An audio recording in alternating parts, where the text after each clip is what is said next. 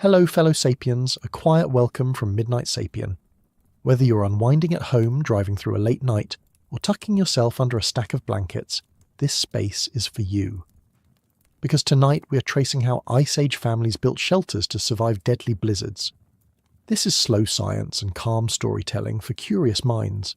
An untold architecture waits in the bones and hides of the past, a practice that is 20,000 years old and answers to the white silence. But this is not merely a manual of tools, it is the story of how shelter became a defiant act of community and courage. Oh, and if you are someone who loves long-form, science-based calm stories, consider tapping like and subscribe. It helps this kind of thoughtful storytelling reach other wandering minds who seek quiet wonder. By the way, where are you listening from, and what time is it for you right now? Share it in the comments so we remember we are listening together. Also, you have permission to fall asleep if you need to, and timestamps in the description will guide you through the chapters. Now, we begin with a single wall, a bone-framed hut holding a small fire against the storm. To survive a deadly blizzard in the Ice Age was not merely to avoid death, but to outwit the atmosphere itself.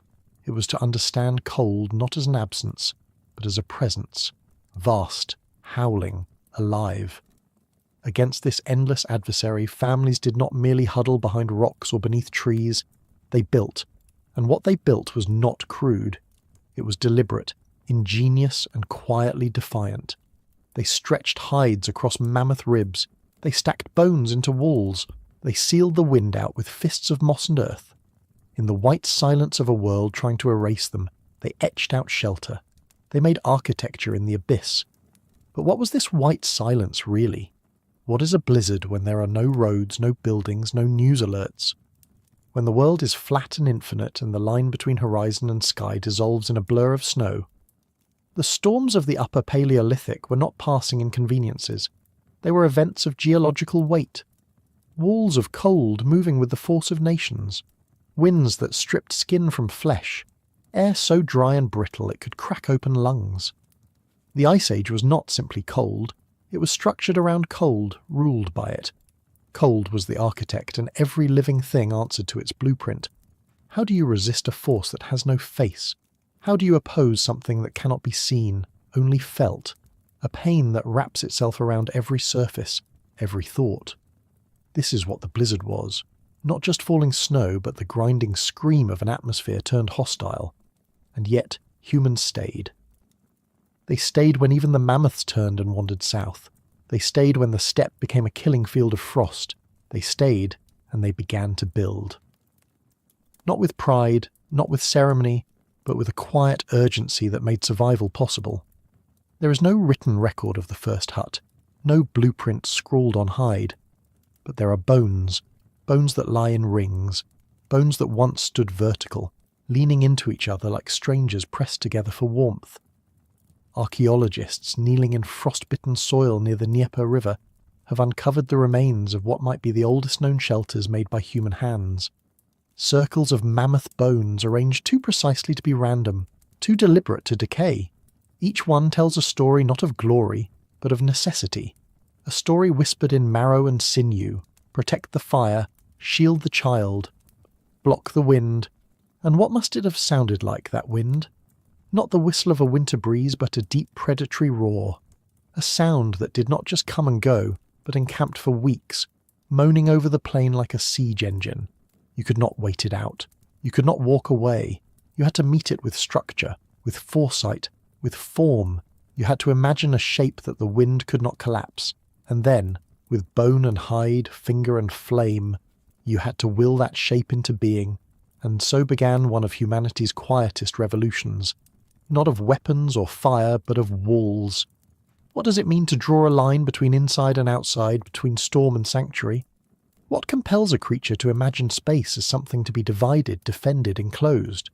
Long before cities, long before temples or towers, there was this, a frame of bone wrapped in the skin of the dead, a circle of safety in a landscape designed to erase warmth. It was not shelter from rain, nor shade from sun. It was resistance to obliteration. The storm did not care that children lay shivering in their mother's arms. It did not relent for age or hunger or grief. And yet, amid this merciless cold, life continued. Bundled in furs, crouched beside flickering hearths, Ice Age families clung to each other and to the dim promise of morning. What does a blizzard feel like when there are no walls yet? When the only barrier is your back pressed to the side of a mammoth carcass, or your breath warming the inside of your hands as frost crystals spread across your eyelashes? The exposure was total. The elements did not merely buffet skin, they soaked into bone. And that vulnerability, that raw intimacy with the storm, carved ingenuity into the marrow of our species. Because something remarkable happens when death is no longer an abstract fear, but a wind pressing into your ribs. You begin to imagine differently. You begin to listen, not to the gods or the spirits, but to the land itself. Where does the wind break? Where does the snow drift? Where might the mammoths walk next, leaving behind a frame to borrow? The first architects were not artists. They were foragers of pattern, scavengers of structure hidden in death. The scale of these storms must be understood not in modern metaphor, but in prehistoric gravity. The Ice Age was not a single season. It was an age sculpted by ice sheets a mile thick, by glaciers grinding entire continents beneath them. Storms brewed over the tundra like thoughts in a dreaming mind, slow, immense, implacable.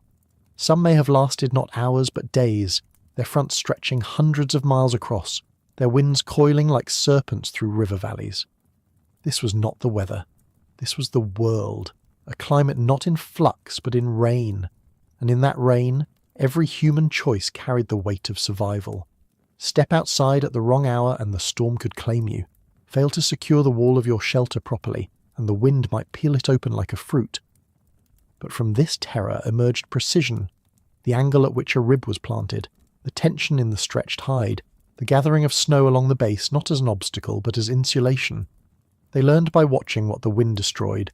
They learned by burying the ones who froze in their sleep. And they built, again and again and again. Not out of hope, but out of memory. Each shelter was a whispered equation between flesh and frost, a living experiment in how long the body could endure. Picture the scene, a plain of snow stretched to the horizon, sky and ground indistinguishable except for the dark smear of mammoth herds moving like slow tides. A cluster of humans kneels in that whiteness, their hands red with cold, their breath drifting upward like smoke. They have no blueprints, no written law, only the handed-down gestures of survival, how to prop one tusk against another, how to weight a hide with stones so the wind will not lift it, how to arrange bones into a circle strong enough to anchor a dream of morning.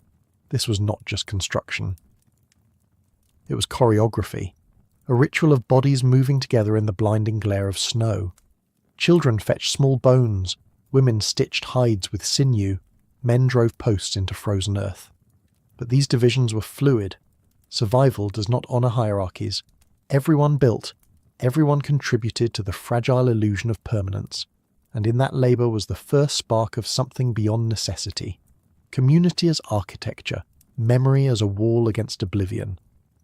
Was it here, in this work, that humanity first began to imagine home, not as a location, but as a collective act of making? The violence of the storms gave their efforts a kind of sacred urgency. The blizzard was not just a threat, it was a sculptor, shaping the very way humans thought about space, warmth, and safety. Each gust taught them what would fail. Each drift revealed where snow could be made to serve, packing the base of a wall for insulation, sealing cracks where heat might escape. In this way, the blizzard became a teacher, harsh, indifferent, but instructive. Could it be that without such relentless cold, the ingenuity of shelter would never have been born at all? Archaeological evidence suggests these shelters were not haphazard heaps of scavenged remains, but intricate constructions, some measuring more than 20 feet across, with internal hearths and separate areas for sleeping and working. Imagine stepping inside, the muted glow of firelight, the low ceiling of stretched hide, the scent of smoke mingled with animal fat. Outside, the storm claws at the world. Inside, a fragile pocket of warmth holds human voices, human stories, human breath. This contrast, the ferocity without, the hush within, is the essence of the Ice Age shelter. And yet even this sanctuary was not impregnable. At times the wind would find its way through seams, snow would creep inside, or a roof would sag under its weight. Repairs were constant, vigilance was survival, but every patch, every reinforcement was also a refinement, an iteration in the unending experiment of living against the storm. Over generations, these refinements accumulated like sediment, forming not only stronger shelters but stronger minds capable of imagining walls before they existed, of seeing space as a thing that could be shaped, held, protected. This capacity to shape emptiness into refuge was humanity's quiet inheritance from the white silence. It was born not in comfort, but in extremity, in the unrelenting pressure of a world that demanded adaptation or extinction. How else can one explain the patience required to stack bone upon bone in freezing winds, or to stitch hides with sinew when fingers were cracked and bleeding? Such patience is not natural, it is learned through necessity. It is the patience of species-level memory, of lives lived on the edge of annihilation. And yet, from this emerged something soft and astonishing. The first sparks of foresight, the first inklings of design as an act of care. Think of the small gestures inside these bone circles. A child's toy carved from antler, a row of stones arranged around the hearth to keep embers from scattering, a niche cut into the floor to store fat or tools. These were not merely survival tactics, they were signs of minds reaching beyond the moment, shaping not just space but time, planning for a future hour of hunger or a future night of cold. In these gestures, the shelter was no longer only a wall against the wind, it was a cradle for thought. Could it be that in making a home, however temporary, humans first began to imagine permanence, a continuity stretching further than the next hunt or the next storm? Outside, the blizzard moved like a living entity, a predator whose form could never be fully seen. Inside, firelight flickered against bone walls, and smoke drifted through vents carved in the roof. The contrast was profound, not just sensory but existential. Here, within the circle, one could speak without shouting against the wind. Here, one could dream. This small interior world became the first classroom, the first theatre, the first parliament of voices, and always, at its centre, the fire, fragile as a heartbeat, but radiant enough to anchor an entire community's sense of being. The ingenuity required to create these shelters was not only material, but social. To gather enough bones for a single structure meant scavenging the remains of dozens of mammoths. Such a feat demanded planning, cooperation, and knowledge of animal migrations. It required trust, a collective understanding that survival was shared. The blizzard did not merely test their walls, it tested their bonds. Only together could they drag ribs across miles of frozen ground. Only together could they lift hides heavy with frost. Only together could they create a space where life could continue. In this way, the storm's violence was the hammer that forged the community. And yet, even as these shelters multiplied across the steppe, they remained ephemeral, built to be dismantled, rebuilt, adapted to new seasons and new herds. Permanence was still a dream, not a reality. The families inside knew this. They slept with their boots near the fire, ready to move if the wind shifted or the mammoths vanished. But even in impermanence there was a lesson, that survival was not a fixed state but a practice, an art continually refined against the endless white. Was it this practice, this rhythm of building, dismantling, learning and rebuilding, that taught humans how to live with change rather than fight it? Because the white silence could not be conquered. It could not be reasoned with or repelled. It could only be endured, and in that endurance a strange kind of wisdom took root, a way of seeing the world not as an enemy, but as a partner in a grim and necessary dialogue. The blizzard howled and the bones answered. The snow fell and the hides stretched tighter.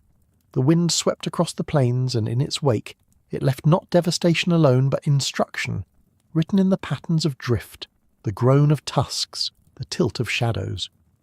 What must it have meant to be alive in such a place, where every sound was a warning, every breath a negotiation?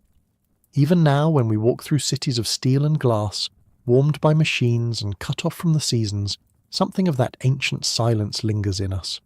We insulate our homes, seal our windows, press our hands to radiators in winter, not just for comfort, but in echo. We still build against the cold. we still seek the place where wind cannot follow. And perhaps this is why the story of the Ice Age shelter resonates, because it is not only a record of what once was, but a mirror of what still is, a reminder that the walls around us are more than architecture, they are ancestry. When we study these shelters, when we kneel beside the bones embedded in frozen soil, brush away the centuries, reconstruct the curve of a dwelling from a scatter of ribs, we are not just performing archaeology. We are reaching back through time to touch the moment when humans first said, with structure and flame, we will stay. We will not flee every storm. We will not vanish into the snow. We will endure here, together, in this circle we have made. How fragile that decision must have felt, and yet how immense its consequences. Because everything begins with shelter. Before language had grammar, before myth had shape, before trade or agriculture or civilization itself, there was this: the need to keep the cold out, to keep the fire lit, to keep the children safe. In answering that need, Ice Age families began to create not just structures but systems of cooperation, of memory, of adaptation. They began to build meaning into matter. A hide becomes a roof, a bone becomes a wall, a circle becomes a home, and in that transformation the human story begins. So the next time snow falls against your window and the wind rises in the trees, pause, listen. Imagine a wide and endless plain, a fire flickering in a dome of mammoth-bone, a family pressing close in the half-light of survival. Imagine what it took to outlast the storm. Imagine how much we owe to those who first did. And ask yourself, in the stillness between gusts, what shape will I build against the wind? What circle will I draw to hold my warmth, my kin, my story? In the white silence that never truly left. The fire was never enough. Not on its own. It could warm the hands but not the air, cast light but not protection. Against the vast white cold of the Ice Age, a flame was a beginning, a symbol, a promise, but never the solution. You could sit beside it and still feel the wind's fingers threading through your hair. You could sleep near it and still wake covered in frost. The blizzard, with all its weight and roar, did not fear fire. It slipped around it, under it, through it. The flame was a flicker of defiance, yes, but alone it could not shield the body from the sky. Still it was sacred. In the earliest caves of Europe, fire appears again and again, buried deep within the dark, not at the mouths of shelters, but in their interiors, in places where no sunlight ever reached. Archaeologists uncover these ancient hearths, like fossils of resolve, blackened stone circles nestled among ochre-painted walls, char layered into the soil from 1,000 nights of smoke. Some are as old as 400,000 years. Some show signs of deliberate maintenance, of wood arranged with care, of ashes cleaned and swept. Fire, even in the deepest dark, was tended like a garden. But what does it mean to plant light in a cave? It means survival, yes, but more than that, it means meaning. To build a fire is to draw a line in time, to mark the moment when heat becomes something summoned, not stumbled upon. And yet, as crucial as it was, fire had limits. It could not stop a gale. It could not block a drift. The families who huddled around it learned this with a kind of slow dread, night after night. They saw their breath freezing in the air just inches from the flame. They watched sparks rise into nothingness as the storm pressed in from every direction. What happens when your only warmth is exposed? When your last resource glows, but glows too vulnerably? In time, this awareness must have begun to change the way humans thought about the flame itself. Not as a fixed point, but as a centre needing protection, a heart that required a body. Fire was not the shelter. It was what shelters were built to protect. And from this realization, everything changed. Suddenly, the cave became more than a refuge from predators. It became a partner to the flame. Its stone walls held the heat, amplified it, cradled it. In open plains where caves were rare, the need became urgent. If no hollow in the earth existed to hold the fire, then one would have to be built. Was this the moment when architecture began? Not with ambition, but with a shiver. Because a fire on snow is both a miracle and a contradiction. It survives by being surrounded by its opposite. The colder the air, the brighter it burns. But what if the snow turns to water beneath it? What if the wind lifts the sparks and scatters them? Flame alone, as early humans must have discovered, could not be trusted without form, without frame, without skin, without shelter. So the flame taught them not only warmth but structure. It demanded walls. It demanded invention. It asked a question the storm never could. What will you build around me? In that question burned the next great human leap. Not technological, but conceptual. The idea that a flame could be surrounded, tamed, held within something crafted rather than merely found. The idea that fire was not the end of survival, but its centre. From this centre, space unfolded. Around the fire, circles formed, of stone, of bone, of people. Patterns began to emerge. No longer did families scatter loosely across the steppe, following warmth wherever it happened to appear. Now they created it, and where they created it, they stayed. Fire, for all its vulnerability, brought gravity. It gave weight to a place, and as fire gave weight, it also revealed limitation. A flame exposed to the open air loses more heat than it gives. Without walls, its warmth dissolves into the sky. Without a roof, it invites the wind to play its cruel games. A fire in a cave can raise the temperature by several degrees, enough to mean the difference between frozen breath and sleeping breath. But a fire on the plain, surrounded by nothing but snow and stars, that is a flame that burns fast and dies faster. Early humans knew this not as theory but as ache. They carried the smell of burned hair and wet ash. They learned by loss. We know this because of the hearths, scattered across layers of loess and ash in the open air, where evidence suggests fires were repeatedly built in the same location. Why return to the same place unless it offered something? A break in the wind, a natural fold in the land, a cluster of stones that remembered warmth. These open-air hearths tell of a longing not just for heat, but for habit. They are the marks of a people learning not just to survive the cold, but to outthink it. But even so, without enclosure, even the best hearth was a flickering gamble. A fire could be drowned by a storm in minutes. A gust of snow could kill it as surely as hunger. So came the dawning realization. Fire needed allies. Walls, roofs, entrances positioned not just for access, but for insulation. And once that idea entered the mind, it spread. The hearth was no longer a simple blaze. It became an anchor. Around it rose ribs, bones, branches, hides. These were not passive shelters. They were built with fire in mind. Vents to draw out smoke, stones to radiate heat, door flaps to trap warmth within. The shelter and the flame became interdependent. One could not fulfill its purpose without the other. What happens then, when a people stop seeing fire as a tool and start seeing it as kin? Because fire, once seen this way, begins to shape behaviour. You feed it, you protect it, you return to it again and again. In the dark you measure time by its glow. In the cold you judge space by its reach. In the wind you test your walls by how well they hold the heat. And from this intimacy grows attention. Suddenly the material of a wall matters. The way a roof slopes matters. The texture of a hide, the weight of a mammoth-bone, the direction of prevailing wind, all of it becomes data in the unspoken equation. How do we hold the fire? How do we hold ourselves? Because that is what the hearth began to reveal. That warmth was not simply a matter of combustion, but of cohesion. It was not just the fire that needed protection.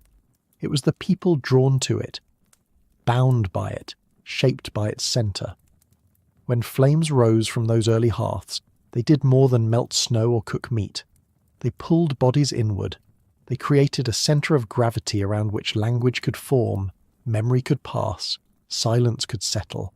The fire made space for thought, for stillness, for the sharing of warmth, not just in temperature but in story. Archaeological traces of this gathering are subtle, but profound. In sites like Terra Amata in France or Gesher Benot Yaakov in the Levant, researchers have found burned plant remains, scorched bones, flint tools blackened by proximity to the hearth. These are not the signs of a passing spark. They speak of sustained presence, of groups returning to the same place season after season, rebuilding the fire, remembering its lessons. And around these ancient hearths, something else is often found: spatial order. Stones placed deliberately, debris swept aside, patterns in the soot. These are not merely messes left by survival. They are the first blueprints of intention. Yet still, the vulnerability of fire lingered. It could be extinguished by a sudden squall, buried beneath falling snow, stolen by rain. And so humans began to surround it, not just with hides stretched between sticks, but with structure. Not just enclosures, but environments. Fire transformed from an outdoor phenomenon to an indoor necessity. And in doing so, it forced a revolution in how space was imagined. Before fire, shelter may have been occasional, a cave found in passing, a hollow tree used in crisis. But now shelter had to be planned, built, maintained, because without it, the fire would die, and without the fire, everything else would follow. Was this the moment we began to tether ourselves to place? Not just following animals or weather, but choosing to stay, to remain beside the hearth we had built, the structure we had raised, the warmth we had protected. The fire required maintenance, it demanded loyalty, and in exchange, it offered stability. Could it be that the earliest human settlements, the first glimmers of domestic life, did not begin with agriculture or architecture, but with flame? Even the physics of fire encouraged this shift. Heat rises. Without a low ceiling to trap it, warmth escapes. Without walls to reflect it, energy is lost. Early humans began to understand these principles not through theory, but through the ache of cold shoulders beside a high flame, through the success of a tighter hide stretched close to the ground, through the way breath misted differently in well-formed spaces. Over time, the fire taught them engineering. It shaped their designs by rewarding certain forms with comfort and punishing others with cold. In this way, the blizzard became the test, but the fire became the tutor. What deeper knowledge arises when warmth itself begins to shape your thoughts? It is knowledge born from the body before it ever reaches the mind. The sensation of heat radiating off stones, the way smoke curls and seeks an exit, the subtle shift of air when a flap is drawn tight. These are not abstractions. They are tactile lessons, learned by cracked hands and frostbitten cheeks, passed from elder to child in the language of gesture. Over time, these lessons coalesced into patterns. Stones ringed a hearth, not randomly, but with intent. Openings in walls aligned with the direction of prevailing wind. Hides were layered in ways that minimized drafts. The hearth was no longer simply a fire. It was a system, embedded in space and in memory. In some sites, archaeologists have found evidence of multiple hearths within a single large shelter, their charred circles spaced in ways suggesting different tasks, one for cooking, another for warmth, another perhaps for toolmaking or ritual.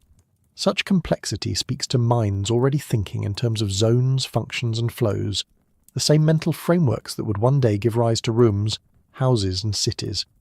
And always at the centre was fire, the beating heart around which space organised itself, like muscle and bone forming around a pulse. Yet the limits of fire remained stark. It could dry hides but also crack them. It could warm air but also consume oxygen. Too much smoke could choke a dwelling. Too much flame could ignite a roof. In learning to house the fire, humans were also learning restraint, how to vent a shelter without losing heat, how to bank embers to last the night without sparking a blaze.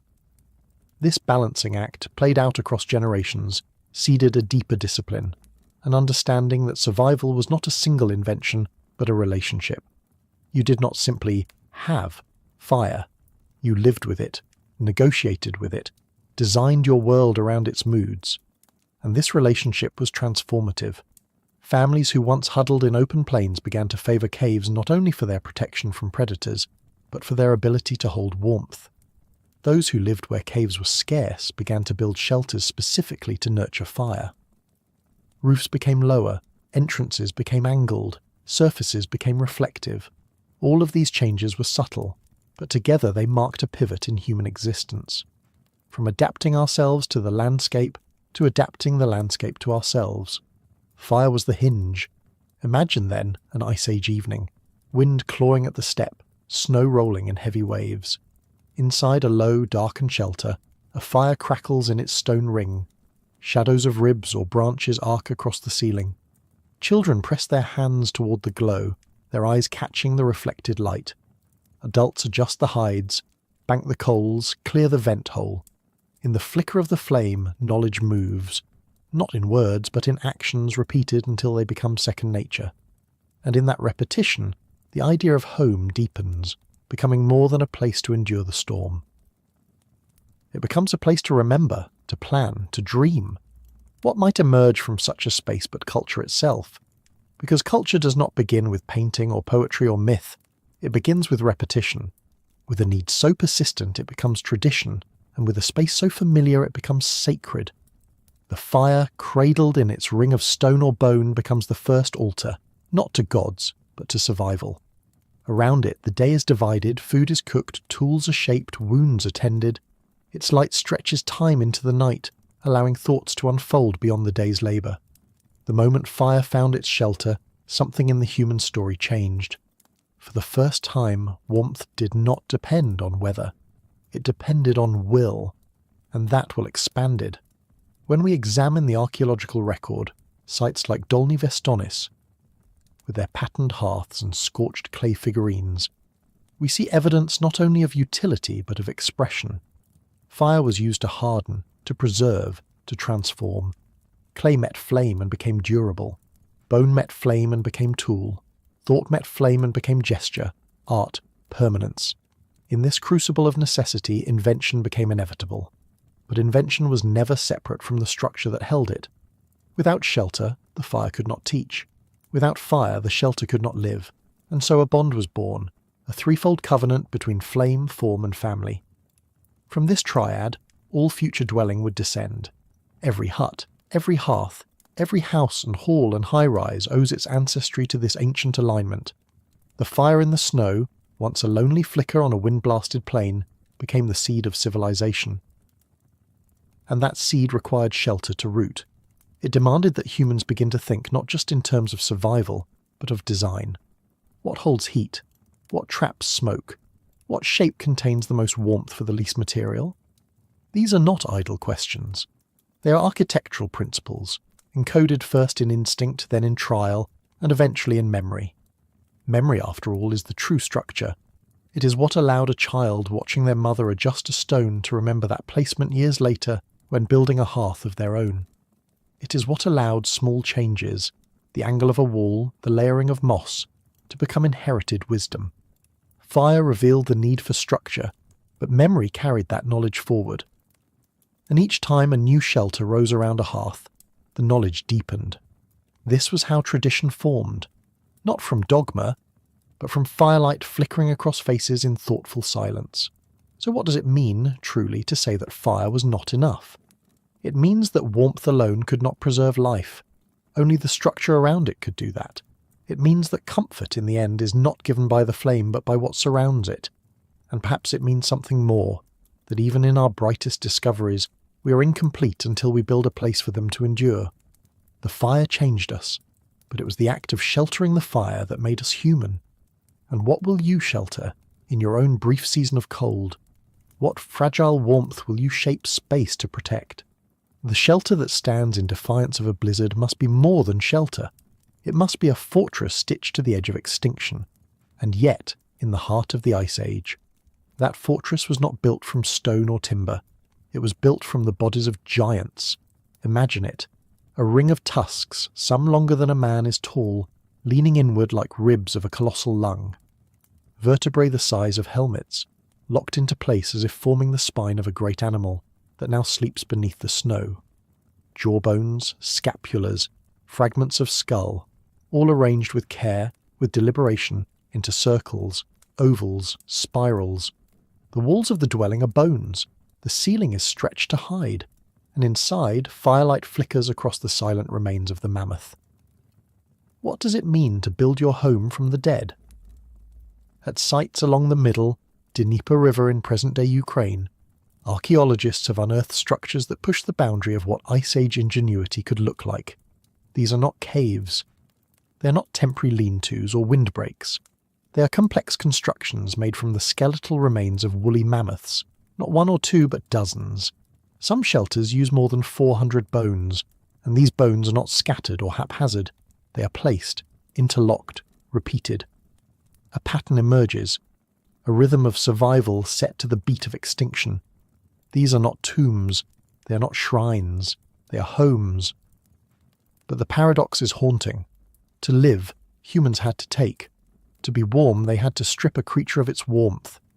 The mammoth, with its thick hide and insulating fat, was not only meat, it was material, and its bones, once buried beneath muscle and time, became beams, frames, architecture. These were not ornamental trophies, they were load-bearing grief. What must it have felt like to sleep in a structure built from the bones of something that once thundered across the plains? Something whose eyes you may have met before it fell. The construction of these bone huts, some dating back 20,000 years, shows more than improvisation. It shows adaptation, innovation. The ribs were used as arches, the skulls as anchors, the hides as roofing. In some, stones were placed atop bones for added weight against the wind. In others, mammoth tusks were planted vertically to form doorways, gateways between frost and fire. These were not the dwellings of people barely scraping by. These were the dwellings of people who understood the landscape as a system, who read the environment like a map, and who saw in death the possibility of continued life. And still, the wind came. Even with such walls, the cold roared through the cracks. Snow gathered where it always found weakness. Repairs were constant. Reinforcement was a ritual. Yet every return to the dwelling, every reassembly of the circle, deepened the knowledge. The structure became a memory held in bone, a shape learned not from blueprints but from blood, from breath, from watching a mammoth fall and thinking, we will carry this weight differently, not as a carcass, but as shelter, not as waste, but as structure. What does it mean to live inside the echo of something gone? The wind did not ask such questions, but perhaps the bones did. Laid in deliberate circles across the frozen earth, their hollow forms once filled with marrow now served as pillars of warmth, memory, and necessity. The very curvature of a rib, the broad surface of a scapula, these were repurposed by human hands into the architecture of survival. The people who built with them were not engineers in the modern sense, but their choices were no less precise. The size of the circle determined how much heat would be lost. The placement of a tusk could shift how snow accumulated around the dwelling. Form was function, and function was fate. Along the Dnieper, these circular bone dwellings emerged like whispers in the archaeological record. Not in hundreds, but in just enough numbers to suggest knowledge shared, remembered, passed on. At sites like Mezhyrich and Mezin, skeletal structures reveal careful planning. Some bones were not local, they had been carried, dragged, transported over distances too great for mere convenience. Why carry a mammoth jaw across miles of frozen steppe? Because the builders understood its strength, its shape, its place in the puzzle of survival. These were not just shelters, they were expressions of insight born in cold and practiced over generations. Some dwellings were dug partially into the ground, their bones forming the walls above shallow pits, allowing the fire's heat to rise and linger longer. Others show signs of multiple rooms, partitioned with ribs or shoulder blades, suggesting different spaces for sleeping, working, storing food. Within these spaces, archaeologists have found tools, beads, even fragments of ivory carvings. Evidence that inside these gravebone walls, people did more than wait out storms. They crafted, they spoke, they remembered. The mammoth bone huts were not merely functional, they were cultural, but culture comes at a cost, and the cost was staggering. A single hut could require the remains of over 100 individual mammoths. Some of these were hunted, others scavenged, but all of them were transformed, from creature to material, from presence to absence shaped into purpose. The act of building with bone forces a reckoning. How many lives must be unmade so that one life may persist? Did the families who lived inside these structures feel the weight of that exchange? Did they trace their fingers along the smooth arc of a tusk and wonder who the animal had once been? In the modern world, we speak of sustainability, of balance, of limits. But for Ice Age humans, those concepts were not abstract. They were tactile. If the herds moved on, if the bones became scarce, if the shelters failed, they died. There was no buffer, no surplus. Each structure stood as both solution and reminder. A solution to the cold, a reminder that every act of survival leaves an imprint, a subtraction, a scar. The bones beneath the wind carried not just warmth, but the memory of extinction. How, then, do you honour what keeps you alive while knowing you are part of its end? Perhaps the answer lies not in words, but in the arrangement of the bones themselves. There is a symmetry in their placement, a solemnity that borders on reverence. These were not the crude stacks of indifferent scavengers. They were compositions, circular, balanced, intentional. Some dwellings show ornamentation, patterns etched into ivory, beads threaded onto sinew, decorative objects buried beneath the floor. It is as if, having taken the bones, the builders returned something: shape, meaning, care. A kind of ritual reciprocity, not to erase the taking, but to acknowledge it. The shelter became not just a structure of survival, but a gesture of gratitude etched into form, and the paradox only deepens.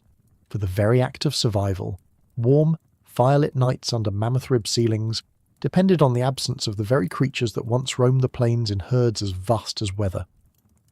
The woolly mammoth, once so dominant it shaped ecosystems with its tread, now found itself entwined in the story of another species, a bipedal scavenger turned builder.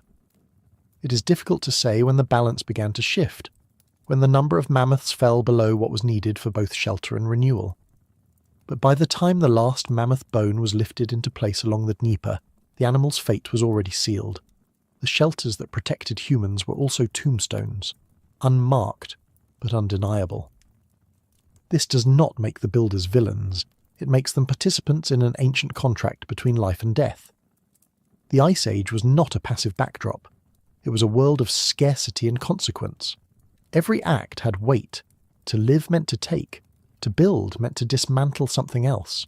And within this equation, humans learned to become both creators and witnesses. They shaped a world in their image, but only because the bones of that world allowed them to do so. And once the mammoths were gone, so too were the shelters that relied on them. No other material matched their size, their strength, their availability. The extinction echoed through architecture. Archaeologists debate whether overhunting played a significant role in the mammoth's demise. Climate change certainly strained the ecosystems that supported them.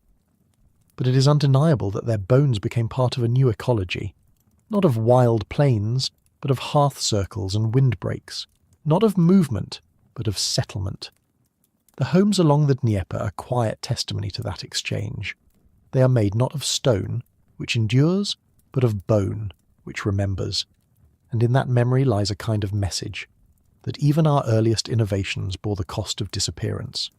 So what are we looking at when we gaze upon those pale curves in the Ukrainian soil, uncovered after 20,000 years? Are we looking at evidence of genius or evidence of need? Are we seeing the triumph of adaptability, or the foreshadowing of a pattern we still have not broken, a pattern of building tomorrow from the remains of what we can no longer preserve today? When does shelter become elegy? And who will remember the shape of our own walls when the creatures we build them from are gone? The bone huts of the Dnieper don't answer that question. They ask it louder.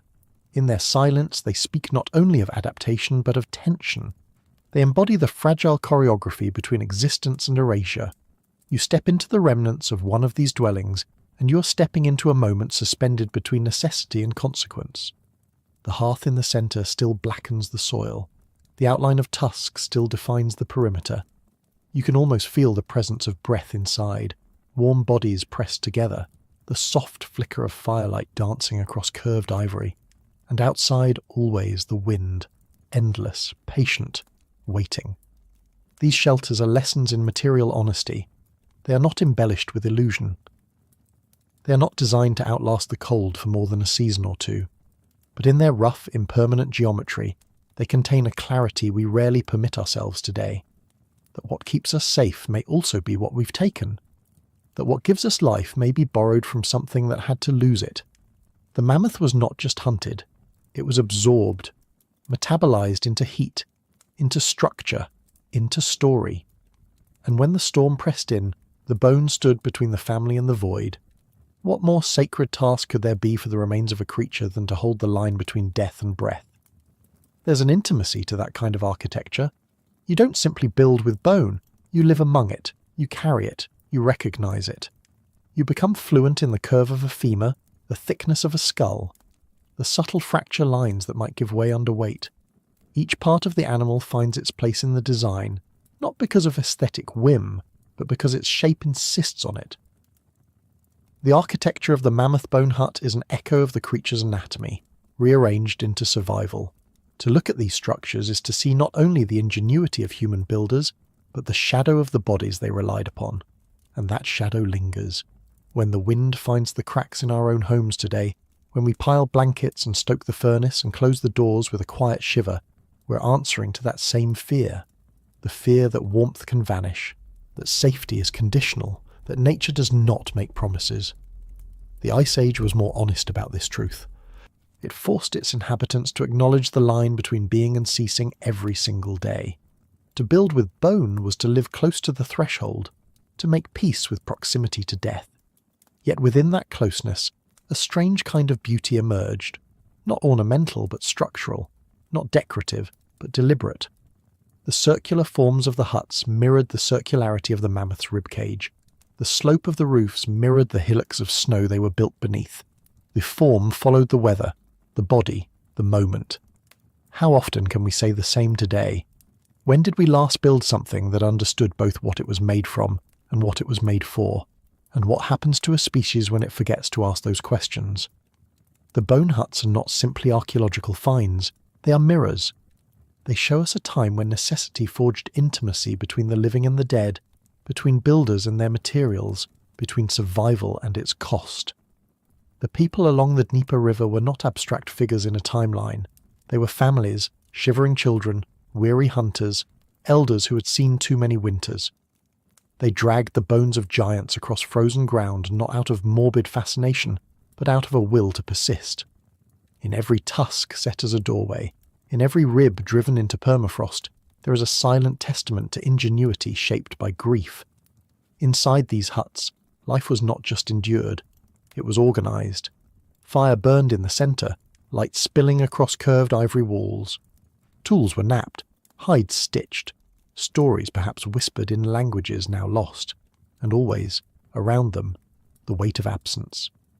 An architecture of extinction holding back the cold. What must it have felt like, at night, to listen to the wind press against those bone walls, to feel the structure tremble, to hear the faint echo of the creature it once was? Did they dream of mammoths in their sleep? Did they feel protected or haunted? This is the paradox at the heart of the bones beneath the wind. Survival built upon absence, warmth drawn from death, shelter crafted from the very bodies of vanished strength. It is a paradox we still live with, though our materials have changed. Steel, concrete, plastic, energy drawn from deep time. We still build our walls from what was once living, still convert the vastness of the world into safety for a few. We still sleep, in a sense, inside the echo of something gone. The mammoth-bone hut is not just prehistory, it is a pattern, and yet within that pattern lies something else, a seed of reflection, of reverence. Perhaps the careful placement of bones was not only structural but ceremonial, a way of acknowledging the animal's gift. Perhaps the adornments found within these huts were offerings, a way of restoring meaning to a transaction that could never be balanced. We cannot know. But what we can see, in the arc of a tusk and the soot of a hearth, is the beginning of an awareness, that our survival is not separate from the world, but entwined with it, that what shelters us marks us. So when you look at a mammoth bone dwelling today, half buried in loess and frost, uncovered by archaeologists after 20 millennia, imagine the wind that once tore at its seams. Imagine the family inside, huddled close to their fire. Imagine the weight of the bones above them, silent witnesses to both the storm and the species who had outlived it.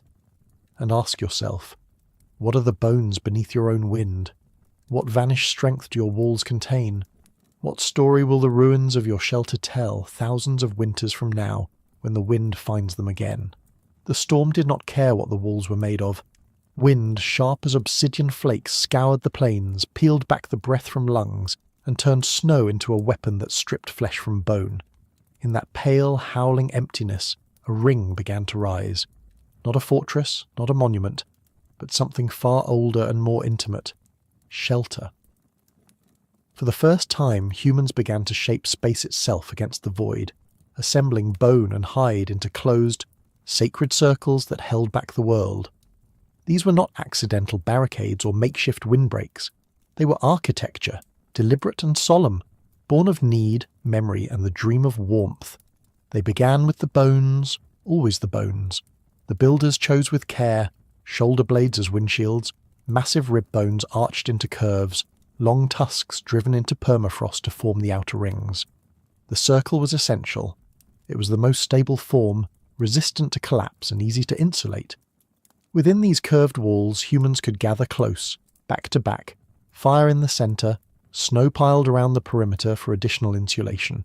It was not just structure, it was survival arranged in geometry. How did they know the weight each bone could bear? How did they calculate the angle where tusk met earth, where sinew met gravity? There are no blueprints left to read, but in the silence of each preserved ring lies a logic older than mathematics, the logic of cold, of shelter, of the line between life and absence. But bones alone were not enough. The storm was not just seen, it was felt through every gap, every seam, every tiny shiver of exposed air. So the walls were sealed with the hides of the very creatures whose skeletons framed them. Mammoth skin, thick and heavy, was stretched tight across the bones, anchored with stakes, frozen into place. In some sites, archaeologists have found layering, multiple hides stacked and pressed, creating thick, semi-permeable membranes that trapped warmth and resisted wind. The hides were not just barriers, they were the second skin of the dwelling, flexible, breathable, but strong enough to turn blizzard into whisper. And as the fire crackled inside, as smoke threaded upward through purposefully designed smoke holes, the walls softened. The hide warmed, softened, swayed slightly, not unlike the breathing of something alive. Imagine that. A shelter that breathed. A ring of ribs, a skin of warmth, a circle of flickering flame. Inside, children slept in fur-lined beds. Tools were shaped. Meat dried near the fire. But more than that. Stories were told. Laughter cracked against the bones. Memories were shared. The hut was not only physical protection, it was a container of human continuity. And here, perhaps, lies the deepest truth, that building a shelter was never a solitary act of engineering, but a communal ceremony. Each ring was raised by many hands, each hide hauled and stretched by group effort. The cold was never outwitted alone.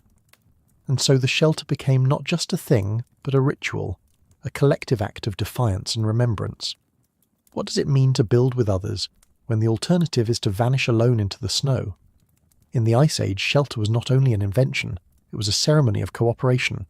Every circle raised was a map of social memory, a monument to hands that knew their task without the need for speech. To build meant to belong. The bones could not be lifted by one, the hides could not be stretched by a single arm. Children carried tools, elders supervised the weight of ribs. Hunters returned from their journeys not just with meat, but with the materials of continuity. A mammoth, once brought down, was not only a meal, it was a roof, a wall, a future. And so, construction began before the first bone was placed. It began with the decision to stay alive together. It is here, at this intersection of cooperation and necessity, that the circle becomes more than structure. It becomes symbol. A ring encloses, protects, and gathers. There is no corner to hide in, no separation from the warmth or the work. Everything and everyone is included by shape and by intention. Within the circle, distance collapses, and this proximity is no accident. The warmth of a central fire only reaches so far.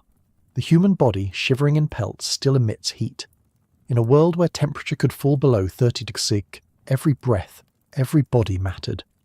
The walls weren't just built to keep the wind out. They were built to keep each other in. Some of these shelters, uncovered beneath millennia of silt and frost, measure up to 20 feet in diameter. That is not a survival hut. That is a home. A place where days passed slowly and deliberately, where meat was stored and rationed, where tools were knapped and tested, where tales of past hunts were spoken in the flickering half-light. Archaeologists have found storage pits dug into the floors, smoothed areas where work was done, and soot-stained walls that speak of fires carefully maintained. These are not signs of panic, these are signs of rhythm, of ritual, of seasons planned for, rather than merely endured. And perhaps most strikingly, the more elaborate the structure, the more it suggests something unexpected in such a brutal age. Time. Time to choose bones not for necessity but for fit. Time to arrange hides not only for coverage but for efficiency. Time to sit in the shelter's glow and think. To remember, to grieve, to imagine. The circle gave more than warmth. It gave space for the mind to rest and expand. It carved out a moment from the eternal blizzard and said, "Here we live." In the act of building, people practiced both resilience and vision. They didn't merely react to the cold, they anticipated it. They understood wind direction, drainage, insulation, and the slow, inexorable drift of snow. And through it all, the circle remained. A simple shape, a complex meaning, an agreement that no one would face the elements alone. Not if it could be helped. Not if the bones still held strength. Not if the hide could still stretch one more time across the frame of another winter. Even now, when archaeologists uncover these shelters, often flattened by millennia of ice, buried beneath layers of loess and grass, what remains is not just debris, but outline. The bones lie where they fell, often still in concentric circles, their positions speaking of intention long after purpose has vanished. And in these traces we glimpse the choreography of their making. Large mammoth tusks placed upright, sunk deep into the frozen ground like stakes, ribs bent into arches, forming domes of intersecting lines, smaller bones used as supports, braces, and even shelves, skulls stacked as windbreaks. Sometimes a second ring around the first, a sort of bony skirt to trap drifting snow. The design was not random. Each shelter was a code of anatomical knowledge. The people who built them knew the mammoth intimately, not just how to hunt it, but how to live inside its absence. They understood the curvature of each bone, the grain of frozen hide, the stress points that would fracture under pressure. And in this, the act of building was part art, part memory, part engineering. A kind of skeletal carpentry, done without measuring tools or mortar, and yet producing structures that endured storms more ferocious than most modern dwellings could withstand. Insulation was not an afterthought, but a first principle. After the bones were arranged, they were often layered with earth, packed snow, and above all, hides. Thick mammoth hides could weigh several hundred pounds. They were hauled, unfurled, stretched, and pinned across the structure, sometimes sewn together with sinew, sometimes frozen into place by water and cold. This outer shell transformed the frame from skeleton to skin, sealing heat within and wind without. Over time, as snow piled on top, the dwelling disappeared into the landscape disguised as a mound. Only the rising smoke betrayed the life within. Inside these warm domes, a world unfolded. Fire pits were placed centrally, surrounded by stones or bones to reflect heat. Smoke holes were carefully maintained, sometimes shielded by hide flaps or rings of tusk to prevent collapse. Tools lined the edges, arranged by task or material. Food was cached. Pelts were cured. Infants were swaddled in fur and rocked to sleep near the fire. The walls absorbed the rhythm of the group, their footsteps, their work, their sleep, their breath. And in this quiet, circular world, winter became less of a threat and more of a season to pass through together. In the stillness of those months, the circle became a kind of world in itself. Outside, time belonged to ice, to wolves, to sky. Inside, time belonged to the people, to the slow repetition of tasks, the hush of storytelling, the singing of mothers to their children, the crackle of fat in the fire. If these huts had language, it would not be one of grand declarations, but of small, consistent assurances. You are warm, you are fed, you are not alone.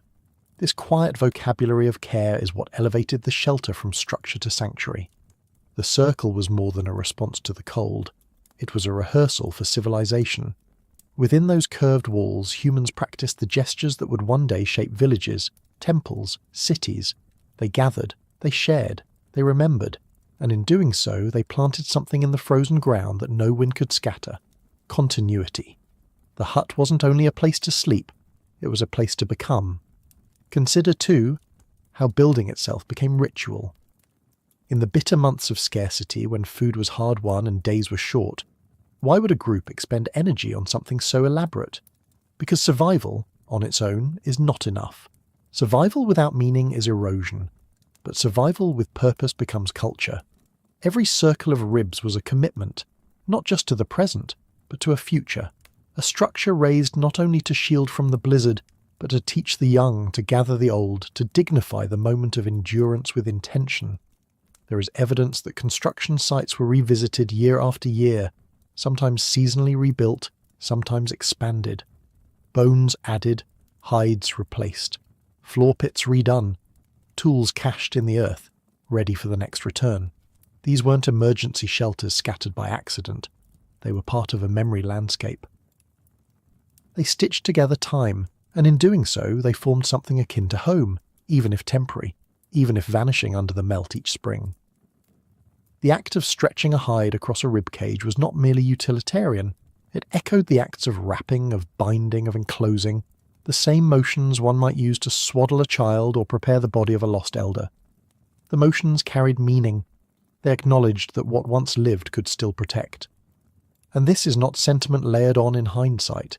The care evident in these structures, in how bones were placed with balance, how hides were layered in patterns, how entrances faced away from prevailing winds, tells us that they were not built in haste. They were built with attention. Perhaps the most haunting evidence of this shared labour comes not from the centre of the huts, but from the edges. In several sites, archaeologists have discovered communal middens, piles of discarded tools, broken bones and burnt fragments. Yet within these discards are deliberate deposits, a carefully placed tusk here, a ring of stones there, the remnants of pigment staining bone. These are not just leftovers. They are signs that the act of building and living was accompanied by symbolic gestures, perhaps of gratitude, perhaps of mourning, a ritual layer beneath the practical one. Because survival in the Ice Age was never just about enduring the storm, it was about understanding that endurance meant something only when it was shared. The ring of bones held more than bodies. It held the first sparks of meaning, of belonging, of a world made not just from what was hunted, but from what was held sacred, together. And this sacredness was not written in script nor carved into stone. It was lived, passed through gesture, through participation, through the repetition of acts that taught without words. Each generation that helped raise a shelter was learning more than engineering. They were learning cooperation, trust, and how the weight of one's labour could rest inside the warmth of another's future. The circle demanded this of them, that every person become a part of its making, that no one remained outside the radius of effort or care. Even the act of entering the shelter was symbolic. Many bone huts had low entrances, sometimes so low one had to crawl in. This was not a flaw, but a feature. A small entry conserved heat, yes, but it also required humility. To step inside the circle, you had to bow, to lower yourself, to enter not just a space, but a shared understanding. You came from the storm into a world shaped by others' hands, a world that had been made for you, or because of you, or in anticipation of you. The shelter was a gift in advance, and once inside it became something more than protection. It became memory's cradle. For days, even weeks, entire groups would spend nearly all their time inside. The outside world reduced to the sound of wind beyond the hides and the occasional venture for fuel or food. Time slowed. The fire pulsed steadily, like the heart of the circle. People became closer, literally and figuratively. Speech took on a new cadence.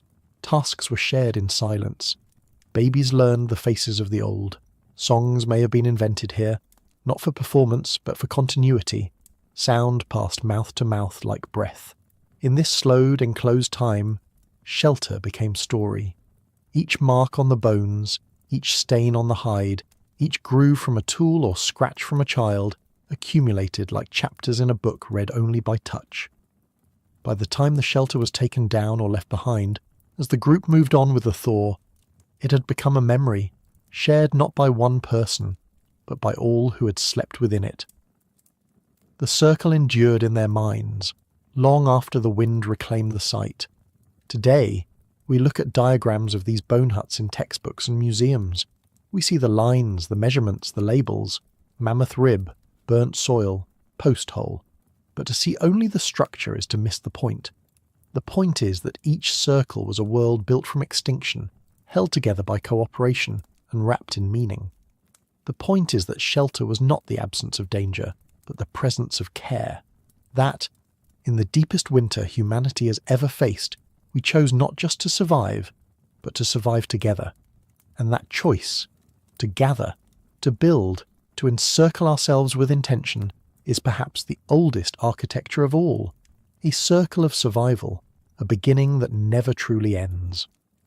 The shelter, for all its ingenuity, was never a guarantee. In the Ice Age, survival was not secured by invention alone, but tested relentlessly by the will of the storm. Blizzards did not simply fall, they arrived like living entities, immense, indifferent, and orchestrated by laws more ancient than bone or fire. Their breath could stretch across entire continents, born of pressure differentials between ice sheets that reached miles into the sky. And when they descended, they came not as gentle snowfalls, but as avalanches of wind, ice, and obliteration. To understand the magnitude of these storms is to understand the scale of what our ancestors faced. Imagine wind driven by atmospheric engines that had no modern equivalent. With ice sheets to the north and warming zones to the south, temperature gradients were violent, sparking pressure waves that birthed storms capable of pushing walls of snow across plains like white tsunamis. The wind could reach speeds high enough to tear loose animal hides from their lashings, to batter bone walls until they bent or shattered, to rip smoke from a fire and leave nothing but darkness in its place.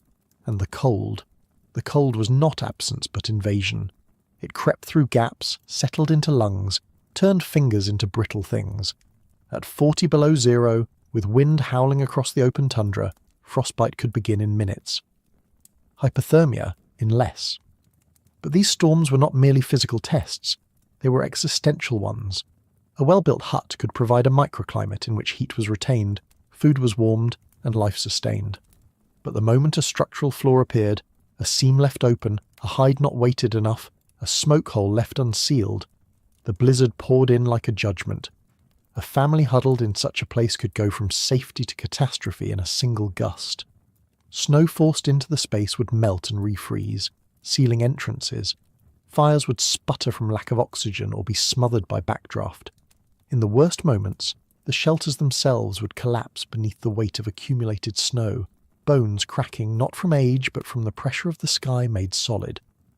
What must it have felt like inside that failing circle? To watch the fire flicker its last glow while wind shrieked just inches away, to feel the bones above you strain and groan, to wonder if this structure you had helped raise with your hands would be your tomb. The Ice Age was not generous with warnings, it demanded vigilance, and so failure, when it came, was sudden and often final. But failure was also a teacher, because those who lived learned from the sound of collapse. They studied the places where snow had breached. They noticed which ribs cracked and which held firm. They memorized which hide arrangements flapped and which sealed. And slowly, painfully, generation by generation, they adapted. Not only the design, but the ritual. They came to understand that the storm would never be tamed, only respected, anticipated, and perhaps survived. And so the shelter became not a fortress, but a conversation between human hands and the wild physics of snow and wind. Each storm offered instruction, each failed wall a syllabus. Over time, the people learned to listen more closely to what the storm had to say. It whispered through the cracks, pressed its voice into the seams, left its fingerprints in the frost patterns where warmth tried to escape. And those who endured began to think not only of warmth, but of pressure. Not only of shape, but of tension. They began to sense that survival wasn't just about staying warm, it was about managing the invisible language of force. What could seem like fragile materials, hides, bones, packed snow, became part of a silent engineering tradition, tested by wind that howled like a creature in mourning. Hides were now pegged at tighter intervals, sometimes double-layered where wind tended to sneak in. Bone circles were deepened into the ground, not just placed atop it. Entrances were shaped like tunnels rather than slits, curving inward to reduce the rush of cold air. The fire, once centered solely for heat, now became a diagnostic tool. A flickering flame told stories, where drafts leaked, where heat pooled, where insulation failed. Smoke trails were watched like omens. If they danced toward one side, the builders knew where the storm had found them vulnerable. Still, even with these refinements, nothing was certain. The weather of the Pleistocene world operated beyond expectation. At times, what appeared to be a clear day would twist without warning into a whiteout. A light snowfall could be followed by a sudden drop in pressure, and what had seemed a gentle drift became a suffocating barrage. Visibility could vanish in seconds. In such moments, being caught outside, even just steps away from the shelter, was a death sentence. Entire campsites were designed around this fear, stones placed as path markers, hides strung as guides from shelter to latrine, so no one had to trust their own eyes when the air turned white. And yet they adapted not only with caution, but with creativity. Some groups began using packed snow itself as part of the construction, insulating the outside of bone huts with deliberate mounding, understanding that snow, once compacted and frozen, became its own kind of wall. Others turned to partially subterranean shelters, dug into the earth or riverbanks, where the wind could not reach as fiercely. They used mammoth scapulae, wide, flat shoulder blades, as windbreaks, placing them in arcs around the huts to deflect gusts before they ever reached the walls. Every material had a lesson to offer. Every mistake became an improvement, because to live through the storm was not to overcome it, but to adapt in its shadow. The Ice Age did not reward strength alone, it rewarded memory. Memory embedded not in books, but in construction. Not in words, but in arrangement. The story of each hut was written in its resistance, not its perfection, but its persistence. And what persisted above all was attention. These early builders became students of stress and silence. They learned to read snow not just as threat, but as signal, how it drifted, where it piled, what it weighed. When roofs failed, they studied where the collapse began. When fires went out, they marked the direction of the wind. In one site near the Dnieper, archaeologists found repeated layers of rebuilt shelters, each one slightly improved, slightly more secure, its bones reoriented, its insulation thickened. These were not acts of desperation. They were signs of a developing science, empirical, methodical, passed down through hands. This was not mere architecture. It was a practice of remembering how to lose and how to learn from the loss. Because failure in these conditions was never abstract. It had names, faces, voices. Shelters that gave way in the night were remembered by those who rebuilt them the next morning. The bones of those lost were not removed from the camp, but buried beneath or beside the next structure, not out of morbidity, but because their absence demanded a response. The next hut had to be better, stronger, quieter. The storm in this way did not just destroy, it refined, it instructed. Over generations, the community itself became a kind of storm memory. There may have been no word for aerodynamics, no language for structural integrity, but these concepts were embedded in the way an elder corrected the angle of a rib, or in the way children were taught to press hide smooth before pinning it down. 1,000 such moments made each shelter not just a product of material, but of intergenerational calibration. Sometimes it was the smallest things that proved most effective. A layer of moss placed between hide and bone, a ring of heated stones buried at the perimeter retaining warmth through the night, the strategic placement of a tusk so that snow drifted around rather than into the entrance. These details were not stumbled upon randomly, but slowly honed, each winter sanding away what didn't work. The people didn't just survive the cold, they shaped their culture around learning how to survive it better. But there is also a humility in this process. For all their knowledge, the builders of the Ice Age never came to believe they had mastered the storm. They knew better. Each shelter, no matter how well made, was provisional. It was never mistaken for permanence. That's why the bones could be reused, the hides repaired, the site abandoned and returned to. There was no illusion of triumph, only of partnership with a force that could not be bargained with. In that humility lay their resilience. They did not see the storm as an enemy to be conquered. They saw it as a teacher to be endured. One who arrived unannounced, demanded silence, and left behind lessons carved not in stone, but in the thin warmth of those who were still alive. And those survivors, those listeners to the wind, became, in time, transmitters of knowledge. What they carried was not just the memory of storms, but the knowledge of how to stand through them, together. The fire in the centre was no longer enough.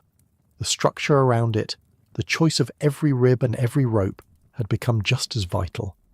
And in the telling, in the whispering of which angle worked, of which curve shed snow best, they passed on something more powerful than fire, foresight. But even foresight had limits.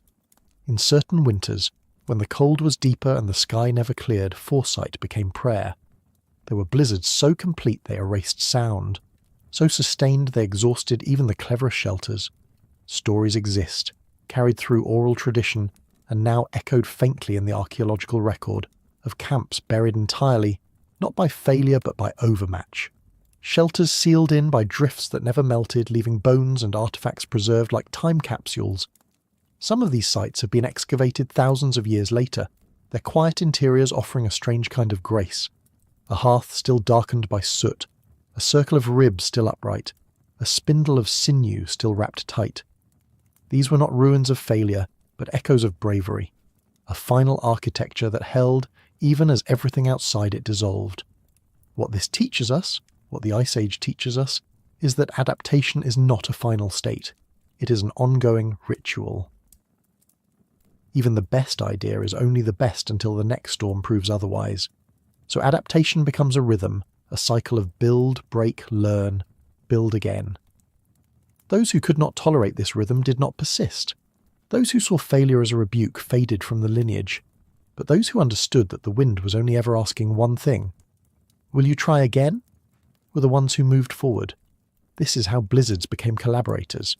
Not through kindness, but through consistency. They could be counted on to arrive. They would always test the same seams, always pull at the same corners, and in that predictability the people found patterns. They found edges that could be softened, vulnerabilities that could be prepared for, not solved but anticipated, like knowing a story's ending and still choosing to listen. It's worth pausing here, in this part of the journey, to consider what kind of intelligence this was. It wasn't the intelligence of invention, it was the intelligence of endurance, a slow, quiet, deeply attentive intelligence, one that worked through observation, through iteration, through shared labour, the kind that sits with failure and does not flinch, the kind that looks at a shattered wall of bones and begins, wordlessly, to rebuild. Because in a world where the wind never stops speaking, wisdom belongs to those who keep listening, even when it howls, even when it hurts, even when it takes everything but the will to begin again. And so the blizzard became not just a force to endure, but a teacher whose lessons shaped the very architecture of humanity. Each storm carved knowledge into bone and hide, into the posture of those who bent low to secure a tusk, into the hands of children who watched their elders sew seams tight against the wind. The ordeal was constant, but so too was the learning. From the physics of airflow to the texture of frozen earth, the storm's curriculum was vast and unrelenting, and the only tuition was experience, sometimes at a terrible price.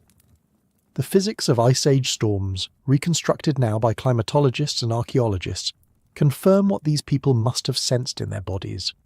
Sudden pressure shifts could drive katabatic winds, cold air cascading from the high ice sheets at ferocious speeds, funneling down into river valleys where settlements were built, temperature gradients of 40 degrees in a day. Snowfall measured not in inches but in feet. Drifts so dense they behaved like sculpted ice rather than powder. No material then available could stand against that without flaw. Yet each winter, the builders tried anyway. Each season, they refined. They learned to test hides with their hands, stretching and pulling to feel weak spots. They banked snow deliberately along the windward sides of their shelters to build counterpressure. They dug pits at doorways to catch blown-in snow before it reached the living space. They weighted the base of hides with stones and bones, inventing anchors before the word existed. And when a hut collapsed, they salvaged what they could, learned, and built again. The blizzard's destruction became the blueprint for the next attempt. But what is most remarkable about this ordeal is not the engineering. It is the spirit behind it. The willingness to adapt was not only practical, it was communal.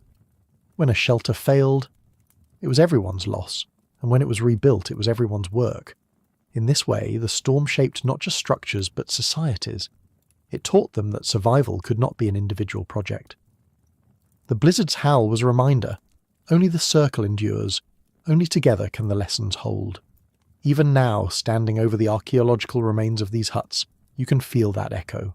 The ring of bones, the scatter of stones, the blackened soil at the centre, all of it testifies to a rhythm of trial and revision. These were not static shelters. They were living experiments, each one a negotiation with the invisible hand of the atmosphere. And though many failed, each failure thickened the weave of knowledge that would one day allow humans to thrive in nearly every climate on Earth. So when we speak of the Ice Age as ordeal, we must also speak of it as apprenticeship. The howling blizzard was the first architect, the first critic, the first stern teacher of design, and the people who listened, who built and rebuilt, emerged not just as survivors but as learners, carrying forward an understanding that endures long after the wind has stilled. Before architecture was beauty, it was breath. Before it was vision, it was warmth. And before it was ambition, it was desperation, the quiet, urgent kind that begins in the marrow and spreads outward like frost crawling across a frozen wall of hide. In the Ice Age world, every shelter was first a response. Not to comfort, not to dreams, but to cold. The kind of cold that buried stars behind clouds and turned breath into crystals that fell back onto your skin. In this world, survival did not reward the cleverest invention or the strongest back. It rewarded the most observant, the most stubborn, the most willing to layer the world around them into armour. How do you turn the body of the earth into a second skin? How do you layer meaning into moss, memory into mud, safety into sinew? In the deep winters of the Upper Paleolithic, this was not a metaphor. It was a method. We see it now in the dark stains beneath ancient settlements, where compacted peat and moss once insulated the ground beneath shelters. We see it in the faint outlines of hide panels pressed by centuries into subsoil, and we see it in the gaps, or lack thereof, between overlapping ribs and tusks, where clever hands filled the voids with packed loam, woven reeds, even snow itself hardened into wall. Each layer was not just a material, but a memory, a message passed from body to body, moss that held in warmth, because someone had once noticed the way it grew thickest near spring-fed stones. Hides stretched with tension not for decoration but to create air pockets, invisible shields against wind and damp. Earth piled at the base of walls not to stabilise but to thicken the distance between inside and out, to blur the line where the blizzard could end. These were not artistic choices. They were revisions in an ongoing manuscript written with bones and breath and bitter weather. But even this manuscript had structure. The shelters were no longer accidents of necessity. They were becoming patterns, recurring blueprints not drawn but remembered.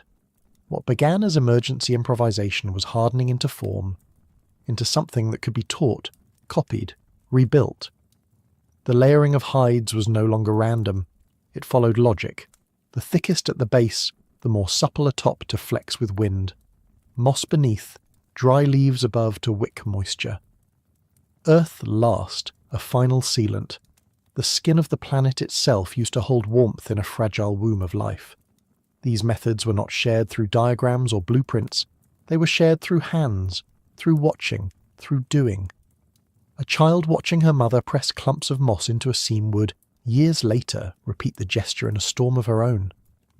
A man recalling where the shelter's warmest corner had been would rebuild the wall just a few inches thicker. Each improvement, however small, was a memory preserved not in stone, but in shelter. And when memory lives in walls, what kind of legacy begins to form? It is not the kind carved into monuments or etched in symbols.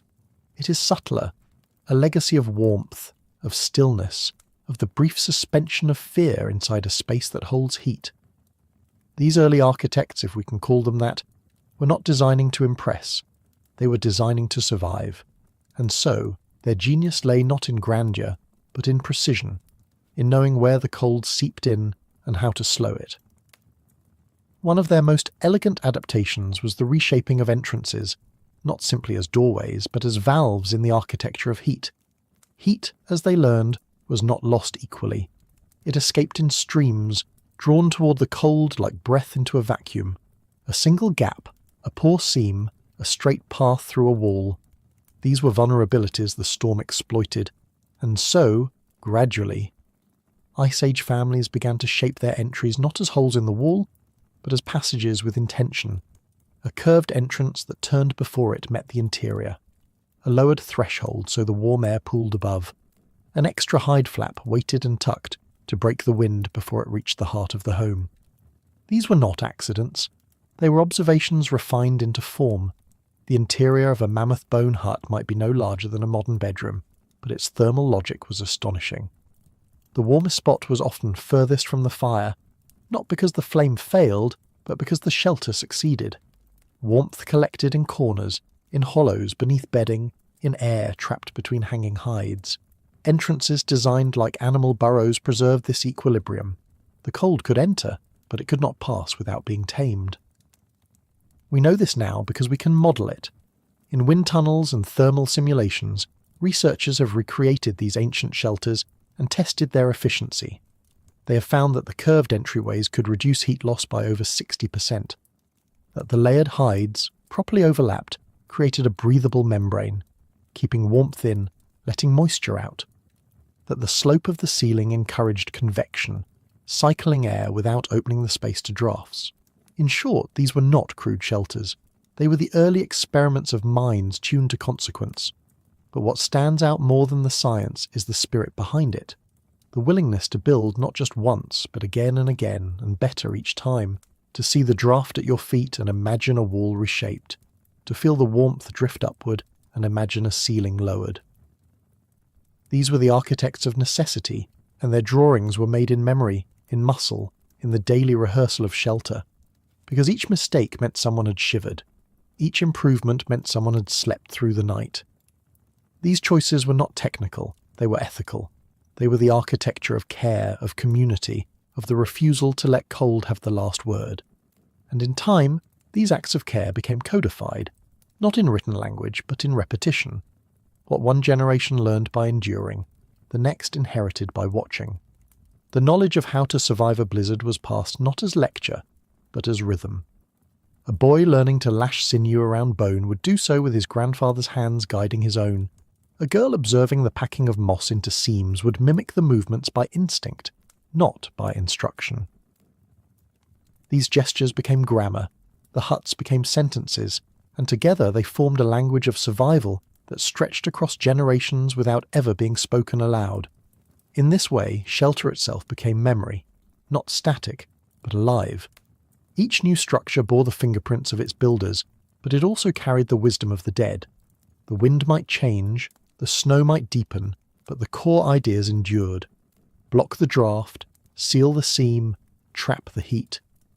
These were the lessons that came not from intellect alone, but from intimacy with the land and the weather and one another. We see the evidence of this slow mastery in the archaeological record, not just in the bones and hides that remain, but in their arrangement. Across the steppes of Eastern Europe, particularly near the Dnieper and Don rivers, we find mammoth bone huts that are not singular, but clustered, circular in plan, with similar orientations and repeated structural decisions. This suggests not isolated invention, but shared knowledge. Not one clever individual, but many families learning together. The shelters form a community, and the community becomes the real structure. And this is where the architecture of necessity expands beyond physics. Because to build these shelters, to gather the bones, stretch the hides, pack the seams, required many hands. The cold was a communal enemy, and survival a collective task. There is no such thing as a solitary hut in the deepest winter. Even if a family built alone, they survived together. They exchanged ideas the way they exchange warmth, through proximity, through participation, through presence. The result was a kind of architecture that defies modern categories. It was neither private nor public, neither permanent nor temporary. It was something else, responsive, living, iterative. A form of building not driven by ego or artistry, but by listening. Listening to the wind, listening to the soil, listening to the stories told over smoke about the shelter that once held, or the one that failed, and then choosing to do it better. In this way, architecture became tradition, not static but self-correcting. The hut you built as a child would one day be rebuilt by your daughter. The curve of the entrance, the way the moss was layered, the way the fire's smoke was guided upward, all of it would outlive you, carried forward not in monuments, but in memory shaped into shelter. And what more intimate monument could there be? These were homes born not from blueprints but from experience. They were made not just of materials but of lessons, stacked layer upon layer like the hides that sealed them, the moss that softened them, the earth that weighed them down against the wind. And just as each material served a physical function, each also carried the weight of remembered struggle. A shelter was not only built, it was inherited, revised, and reimagined across time. To understand this, we need to look at the small details, the decisions that suggest refinement through use. Consider the use of internal partitions, not walls in the way we think of them, but modest dividers built from bundled branches or hides. These were not only for privacy or organisation, they redirected airflow, slowed the escape of warmth, and created thermal zones within the space. Families could sleep huddled on the inner side behind the buffer, where the air was still and warm. They didn't stumble upon this by chance, it was learned. Through trial, through discomfort, through improvement. Even the layering techniques used for insulation reflect a sophisticated grasp of materials. Hides were chosen carefully. The inner layers, softer, pliable, better at trapping air. Outer layers, thicker, more weather-resistant, more rigid. Between them, moss and dry grasses created loft, the hidden heart of any insulative system. Sometimes they added a final layer of earth, packed gently to hold it all down and protect it from wind shear. Each of these components did a job, but together they made something greater, a barrier not just to cold, but to despair. Because that's what this architecture guarded against. Despair. The blizzard outside was indifferent, but the shelter, the fire, the ritual of building, these were acts of resistance. Every winter brought new variables, deeper snow, sharper wind, shorter daylight. But the knowledge inside the hut accumulated like warmth. It gathered in the rafters, in the hearthstones, in the way the door flap was tucked. It was there, silent and faithful, when a storm howled at night and the walls held. It was there in the breath of sleeping children, in the faint scent of moss warming under fur, in the low crackle of fire-licking stone. We often imagine our ancestors as rugged individualists, but this architecture tells another story, of collectives, of shared burdens, of innovation born not in comfort, but in the deep pressure of need. When we find their dwellings today, collapsed and buried, we are not just unearthing structures, we are uncovering decisions, iterations, improvements passed hand to hand. It's easy to miss the elegance, the rings of tusks, the soot-blackened soil, the broken bones. They speak softly, but they speak of mastery. And so the codification of knowledge wasn't a declaration. It was a practice, a repetition. Each shelter whispered to the next, and in doing so they built not just warmth, but wisdom. And this whispering continued not only in the act of building, but in the quiet rituals that surrounded it. The way stones were arranged around a hearth, the way entrances faced away from prevailing winds, the way the floor was lined with reeds, not just for comfort, but for drainage, for hygiene, for the long-term habitability of a structure that in some cases stood for years. These were not just solutions, they were traditions. And tradition, in the Ice Age, was a kind of technology, a cultural insulation that buffered families from the chaos of climate. When we stand today among the remains of these homes, it's easy to overlook this. The bones have fallen inward, the hides long gone, the moss returned to the soil, but the pattern is still there. The circle remains. The imprint of decisions lingers in the arrangement of ribs, the depth of post holes, the darkened soil of hearths that once burned through winter after winter. These are the shadows of architecture, and yet they reveal so much. What they reveal most clearly is that knowledge itself became part of the shelter, passed not in words but in acts, in watching someone lay down the first branch, in joining in the layering of hide and earth, in the muscle memory of stretching sinew taught between tusks. This knowledge was stored in people, not paper. It moved through generations like smoke curling upward, unseen but essential. And because it lived in practice, it adapted. Every winter, new lessons. Every failure, a refinement. Every success, a story. And these stories mattered. Around the hearth, children heard not only myths and memories, but accounts of past shelters, of the year the fire wouldn't stay lit, of the wall that caved during a thaw, of the time Uncle Coo carved a vent hole too wide and they all nearly froze. These stories, humorous or haunting, were instruction disguised as narrative. They wrapped engineering in empathy. In this way, the shelter was more than a structure. It was a school, a repository of history, a place where necessity slowly, invisibly, became intelligence. So when we call these Ice Age families architects of necessity, we are not diminishing their creativity. We are naming the condition in which that creativity became indispensable. They did not build for beauty, though beauty sometimes happened. They did not innovate for prestige, though some innovations endured for millennia. They built because they had to, and in doing so, carefully, collaboratively, again and again, they turned necessity into a form of genius. And so here, beneath the snow and bones and time, we begin to understand something quiet and profound, that the history of architecture is not the history of stone, or cities, or grand design. It is the history of insulation, of entranceways, of warmth shared in the dark. It is, at its core, the story of people who refused to freeze and taught others how not to. What happens when survival gives way to stillness? When the threat is held at bay, the fire is steady, and the snow falls gently outside a wall that will not collapse. In these moments, something quietly extraordinary unfolds. The shelter no longer merely protects life. It begins to nurture it. And at the centre of this transformation, glowing softly in the dark, is the hearth. It is here, beside the fire, that Ice Age families laid down the burdens of constant motion. Here that they cooked and carved, rested and remembered. Across tens of thousands of years, archaeologists have found the blackened soil of ancient hearths, circles of scorched earth tucked into the floors of mammoth-bone huts or cave alcoves, their soot still staining the rock. Around these blackened centres they found more. Bones cracked for marrow, shells burned open, ash mingled with splinters of flint. Traces of meals, of preparation, of people not merely surviving, but sharing. What does it mean to share a meal in a world so precarious? The answer may lie in the care with which these hearths were maintained. The stones placed to contain them were not tossed, but arranged. The spaces around them were cleared, swept, insulated with hides or layered grasses. This was not haphazard. This was tradition, and tradition, even at its most improvised, is a signal. Here is meaning. Here is memory.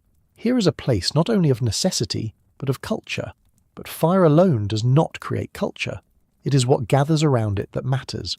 Families sat in rings, cross-legged or crouched, passing roasted bone and sinew, their silhouettes flickering against hide walls, and in those flickers stories moved. Not stories in the way we know them, not written, not even spoken in full, but in gestures, in tone, in the rhythmic cadence of voice rising and falling like flame. Perhaps this is where language deepened, where vocabulary stretched to hold not just names for things, but the shape of a memory, the echo of a sorrow, the sound of a lesson. Could it be that the hearth is where the past first became portable? That as warmth pooled within the walls of shelter, so too did narrative? We know from the charred remains that meals were varied, not just meat, but roots and nuts, shellfish and seeds, stews and roasts. The diversity of ingredients suggests foresight, planning, exchange. But more than that, it suggests rhythm, seasons, repetition. What is a meal? Repeated across winters, if not ritual. And what does ritual do, if not draw people together across time? The hearth was more than a fire. It was an axis of warmth, of attention, of meaning. Around it, hands moved in cooperation. Bodies leaned close, and perhaps most importantly, eyes met. In the midst of the longest winters the world has ever known, this small circle of light became the first theatre, the first council, the first sanctuary. Not just where life was sustained, but where life began to be understood. Archaeological evidence tells us this understanding left its fingerprints in the soil. Around the hearths of Ice Age dwellings, we find patterns of activity, concentric circles of debris and artifacts radiating outward like ripples from a stone dropped into water. The innermost circle holds the ash and charcoal of the fire itself. The next ring, animal bones split for marrow, cracked by practiced hands. Beyond that, Tools, scrapers, awls, blades, blackened at the tips, perhaps from stirring a stew or shifting embers. This isn't random scattering, it's organisation, a spatial choreography built around the glow of a flame. And at the very edges of these living spaces, archaeologists sometimes find objects that hint at something more than practical life. Tiny beads carved from ivory, ochre-stained pebbles, fragments of figurines. They are not arranged like tools, they are tucked away, hidden or placed deliberately in hearthside niches. Some are burned, as if offered to the fire. Others show signs of handling, smoothed by touch, marked by cuts. These objects speak softly of meaning beyond function. Tokens, charms, perhaps prayers. Even in a world of scarcity, there was room for the symbolic. Even amid the storm, people reached for the intangible. Inside these shelters, the hearth became not only a centre for food, but a stage for memory. The firelight extended the day, allowing stories to spill beyond daylight's limit. It is not hard to imagine the youngest watching, eyes reflecting flame, as elders mimed hunts, retold near misses, recounted ancestors' journeys. In the flicker of orange and shadow, gestures took on weight. A tilt of the head could mean danger. A rhythmic tapping could evoke the sound of hooves across snow. This was oral tradition in its first cradle, not just passing information, but creating belonging. Meals, too, took on a ritual character. Evidence of large roasting pits and communal cooking suggests these were not private affairs, they were shared events. Even when food was scarce, it was distributed, portioned, passed. And in the act of passing, something subtle happened. A reinforcement of trust, of obligation, of connection. A line of survival stretching from hunter to child, from elder to infant, from past to future. Each bite of marrow, each handful of roasted root, reaffirmed a social contract stronger than the hides holding the walls. The hearth, in this sense, was not simply a utilitarian centre.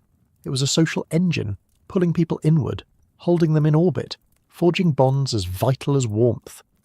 Without it, a family might survive. With it, a community could emerge. The fire's heat was literal, but its glow was metaphorical.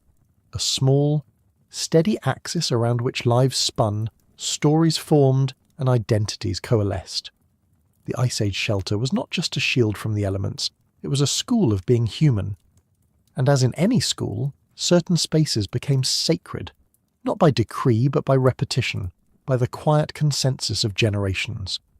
The hearth was one such space. Its light didn't just chase away the dark, it defined the space within which culture took root.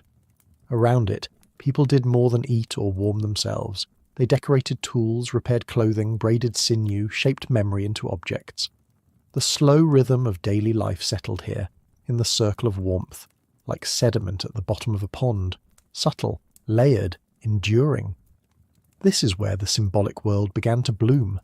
The objects found near hearths, far from being ornamental afterthoughts, suggest an emerging interior life, a pierced shell, far from any ocean, a carved fragment of antler shaped like a bird. Small things, easily lost, carefully kept. These weren't tools in the strictest sense. They were ideas made solid, emblems maybe of identity, memory or hope. Perhaps they marked a child's birth, a successful hunt, the passing of a loved one. We will never know exactly, but the presence of these objects hints at something tender, that amid hunger and cold people still found room to wonder. It's in these moments, the quiet, deliberate placement of a bead or the staining of a stone with ochre, that we see the earliest echoes of ritual. Not the large, performative rituals of later civilizations, but something more intimate, personal, perhaps even private. A mother leaving a carved figure near her sleeping child. A hunter tracing a familiar symbol into the soot-darkened wall before stepping into the storm. A gesture toward meaning, made not for an audience, but for the self, or for something unseen. The hearth enabled this introspection because it made time stretch. Where once dusk meant retreat, firelight allowed for hours of reflection. Time to fix, to decorate, to remember. The cave or hut became a womb of flickering thought, where generations could coexist, the elder speaking, the child listening, the past breathing softly alongside the present. The firelight illuminated faces, yes, but it also lit the inward space where story and identity began to take form. Even in death, the hearth held power. In some dwellings, burials took place within the shelter near the fire. This was not accidental. It bound the departed to the circle of the living. It honoured the idea that warmth, both physical and emotional, was not to be surrendered easily. In this way, the hearth was a thread through life and death, presence and absence, a space where one might whisper to the fire and imagine that someone, still listened. And so the humble hearth, little more than stone and flame, became the heart not just of the shelter, but of the human story itself. It drew people inward, then upward, towards something larger, something we still carry with us, glowing behind every closed door, at the centre of every home. That glow was never merely about warmth, it was about orientation, not in the geographic sense, but the emotional. The hearth provided a point around which the mind could organise experience. In a world defined by flux, changing seasons, migrating herds, and unpredictable weather, the fire stayed. It burned at the centre, it gathered people, it offered continuity. And from that continuity came cohesion. People did not merely survive together, they came to understand themselves as a unit, a we, not just a me. This shift was foundational. We see this transformation not just in objects or ash layers, but in space itself. The layout of Ice Age dwellings begins to reflect intentional design centred around the fire. Sleeping areas radiated outward from the hearth like spokes on a wheel. Storage zones developed in colder corners. Tools were cached in predictable patterns, reachable by hand from seated positions. The structure itself, whether built from mammoth ribs, wood, or dug into the earth, was an extension of the fire's geometry. Life was quite literally organised around flame. This centering of the hearth made it something more than functional. It made it sacred. The word sacred does not require gods or temples. It requires only the repeated act of placing value, emotional, social, spiritual, on a space. And that's exactly what the hearth received. It became the locus of memory, the setting for disputes and reconciliations, the place where stories were not only told but created. It witnessed the first laughter, the first lullabies, the silent weeping for those lost to cold or hunger. It was the most human space in a deeply inhuman world. And as the hearth became the stage for human experience, it also shaped our biology. The warmth it provided allowed for lighter clothing, deeper sleep, and greater safety, all of which contributed to improved health, longer lifespans, and more stable child-rearing.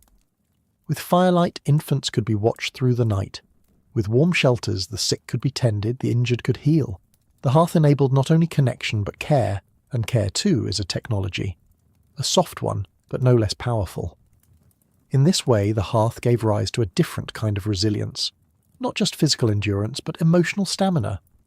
It gave people the space to process hardship, to recalibrate, to sit together in silence or song. Over time, these gatherings carved grooves into the cultural landscape. They laid the groundwork for empathy, for storytelling, for the shared sense of what it means to belong. The hearth, in its gentle constancy, taught humans how to be with each other, not just for protection, but for presence. And presence, once kindled, does not extinguish easily. It burns on, in ritual, in memory, in the inherited warmth of language itself. The hearth was the first architecture of meaning, not a structure of walls and roofs, but of moments, built one shared fire at a time. And perhaps this is the most enduring lesson the hearth gave to those early Ice Age families. That meaning is not something vast or distant, but something woven into the fabric of daily life. It is the smell of cooked meat rising with steam into the cold air. It is the softness of a sleeping child beside a glowing bed of coals. It is the rustle of hide as someone adjusts a flap to keep the wind out, or the quiet voice of an elder reciting a story as the snow falls beyond the bone walls. These were not grand moments, but they were foundational. Repeated across centuries, across regions, across countless nameless people, they formed the early architecture of intimacy. Archaeologists have found evidence of this intimacy not only in the objects left behind, but in the placement of bodies. In some shelters, skeletons lie curled beside what was once a hearth. In others, animal skulls have been placed near the fire, perhaps not for fuel, but for memory. A talisman, a companion, a marker. These gestures are small, but they speak loudly. They speak of grief, yes, but also of belonging. They speak of people who did not only fear the dark, but who filled it with meaning. The hearth was a container for that meaning. It was where knowledge was passed, about hunting roots, edible plants, tool-making techniques, or changing weather. But also where less tangible knowledge was born, emotional fluency, symbolic thought, humour, even silence shared and understood. It was a space where children learned not just how to survive, but how to interpret a face, a gesture, a story, a dream.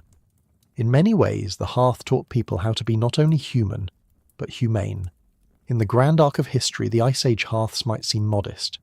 There are no towering walls or monolithic sculptures here, just circles of ash, scatterings of bone, burnt stones blackened with smoke, and yet within those humble rings lie the roots of everything that would come after. Religion, art, kinship, myth, the idea of home, all of it, all of us, begins there, around a fire set against the howl of the wind. And so, when we light candles today, or gather around the kitchen stove, or sit by a fireplace with those we love, we are not merely engaging in comfort. We are participating in a lineage that stretches back through millennia, through blizzards and bone walls, through hunger and hope, a lineage of circles, of warmth, of storytelling. In the end, the hearth was never just about fire. It was about focus, a centre around which life could arrange itself into meaning. It was the first invitation into culture, into reflection, into community. And though the snow still falls and the wind still rise somewhere, always, there is a fire burning, a heart beating quietly beneath the sheltering dark, a place to return to, a place to begin. The storm howled like memory itself, vast and unrelenting, scouring the world outside with the blind fury of ice and wind. But here, within the crude dome of hide and bone, a new silence had begun to take shape, not the silence of cold or death, but the silence that comes before creation. For as long as there had been fire, there had been shadows.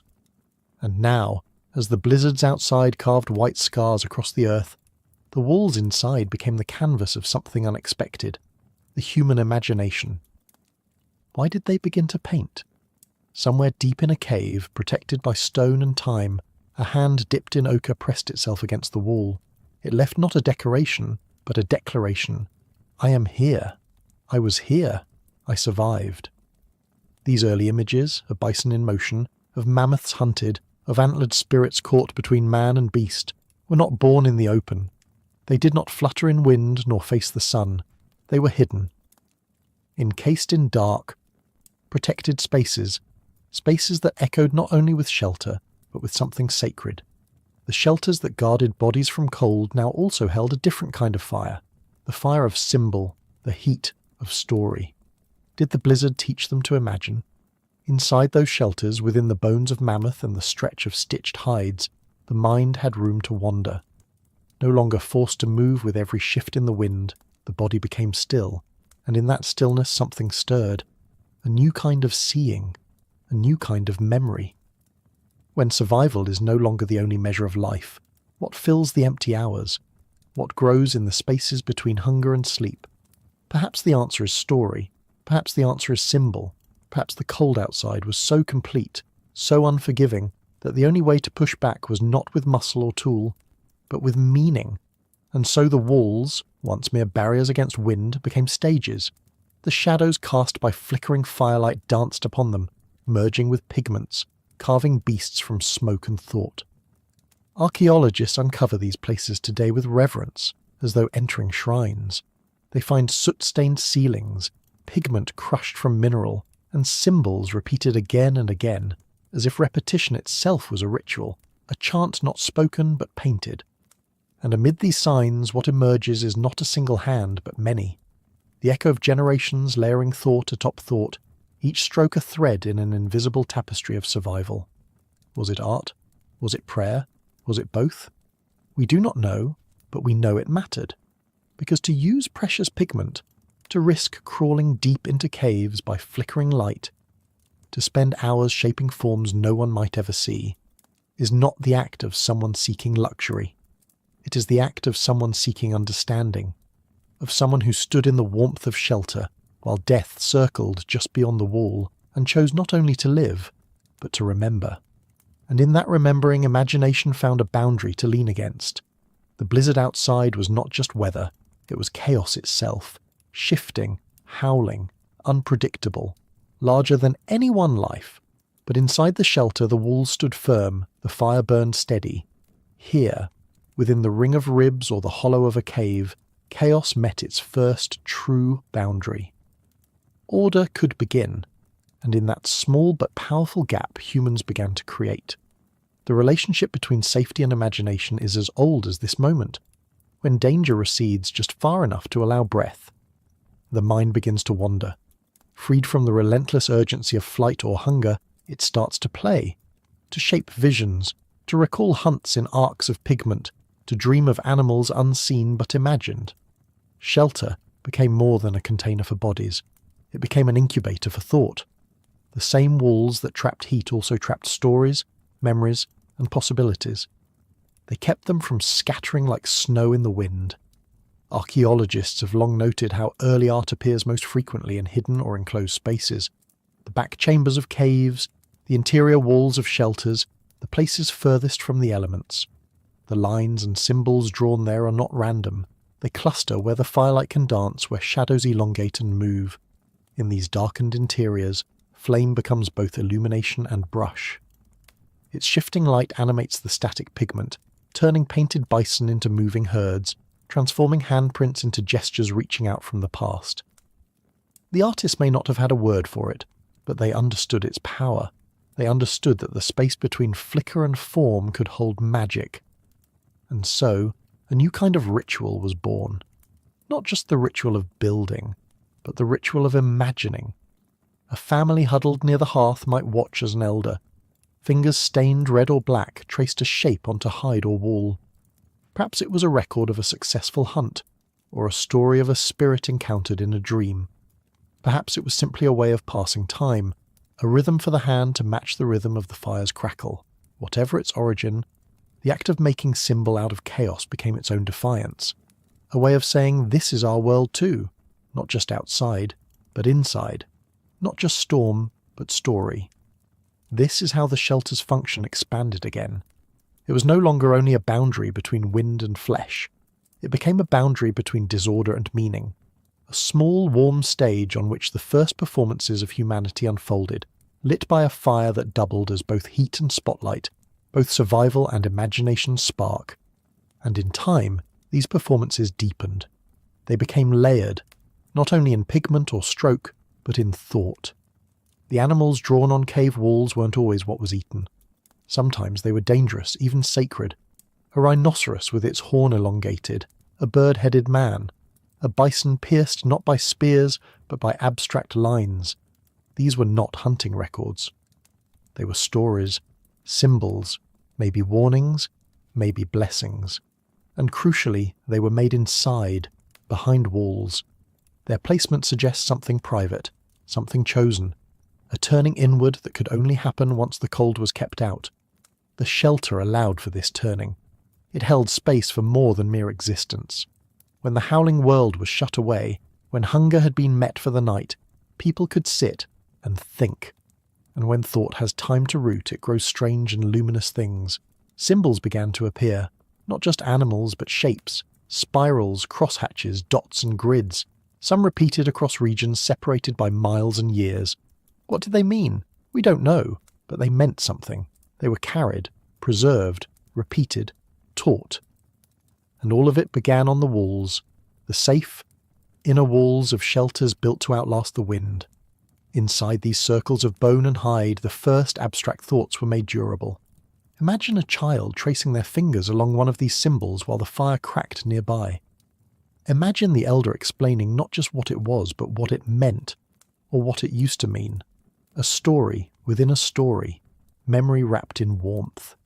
These dwellings became more than spaces of protection. They became vaults of culture. And in that quiet transmission, from hand to wall, from mouth to ear, a new layer of human resilience was born. Continuity. Not just surviving the storm, but surviving it with stories intact. We sometimes think of prehistory as dark and brutal. But perhaps that's because we look only at the outside, at the wind, the snow, the hunt. Step inside, and it is different. It is lit with coals and voices. It is shaped by hands pressing colour into stone. There is music, of bone flutes, of rhythmic tapping, of words patterned into song. There is teaching, not just how to build, but how to remember. The shelter becomes not just a refuge, but a library, a cathedral, a studio. And what separated these early humans from the cold was not just the wall, but the meaning that grew on it, the stories whispered beside it, the dreams dreamt under its roof. The chaos of the outside world had to be answered, not just with warmth, but with wonder. And in the echoes of those first markings, that first firelit art, we find the spark of everything that would follow: myth, language, belief. The world outside was indifferent, but inside humans made a mirror, a surface to reflect themselves, not only what they were, but what they might become. Because the act of making meaning is never neutral. To take the storm, that endless roaring whiteness, and contrast it with the vivid interior of a shelter is to divide the world. To name one space as sacred, one space as human. That distinction mattered. It mattered in how people moved, how they shared, how they began to see the world not just as a place to endure, but as a place to shape. The shelter was a kind of defiance. But the art on its walls, that was a declaration, a line drawn between chaos and intention, a threshold crossed not with the feet, but with the imagination. It is no coincidence that the earliest signs of belief, of ritual, of story, arise in tandem with shelter. When we protect the body, we make space for the soul. That soul, fragile, flickering, needs more than food. It needs symbols, it needs rhythm, it needs to see itself in something larger. So it draws, so it carves, so it tells. Within bone circles and hollowed caves, the great interior life of humanity took shape, not by accident, but because shelter made it possible. And consider this.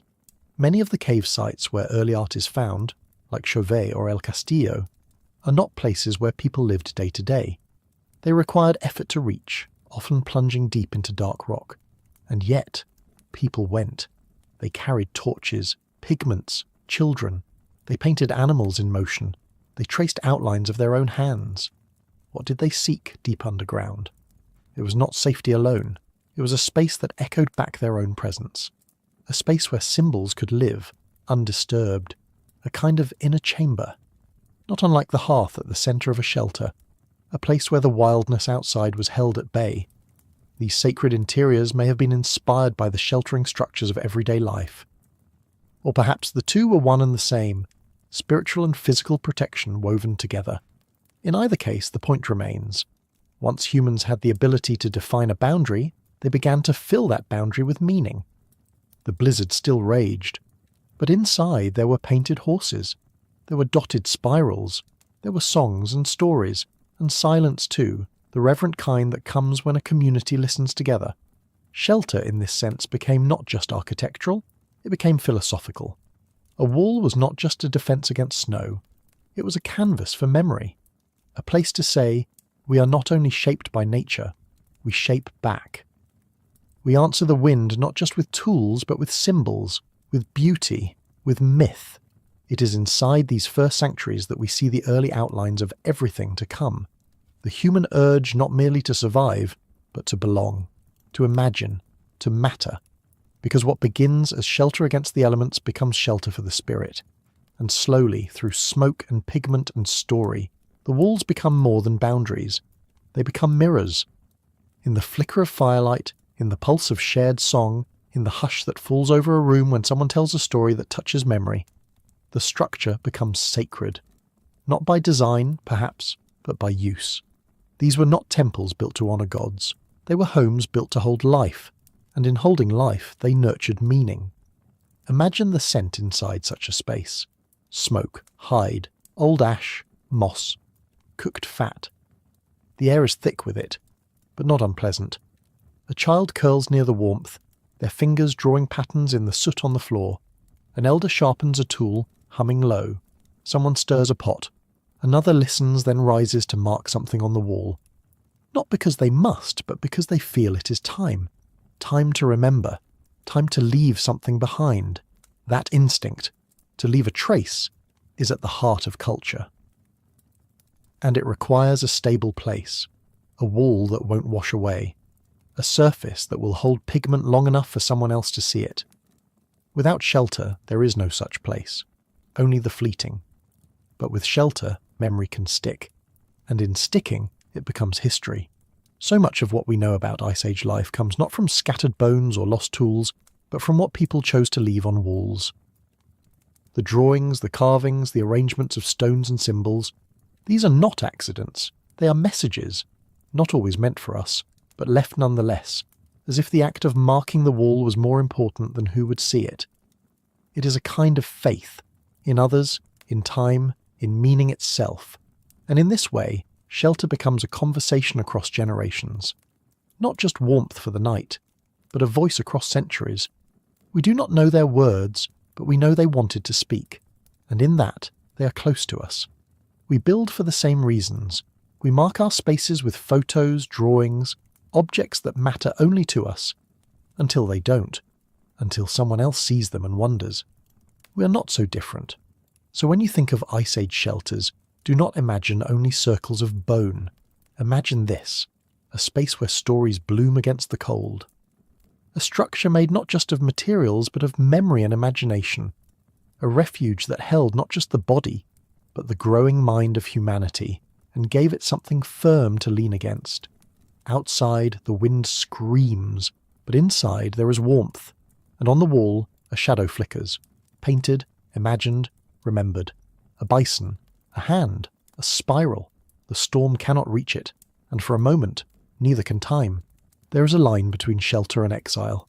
It is drawn not with ink or stone, but with the heel of a foot dragging behind a tired body.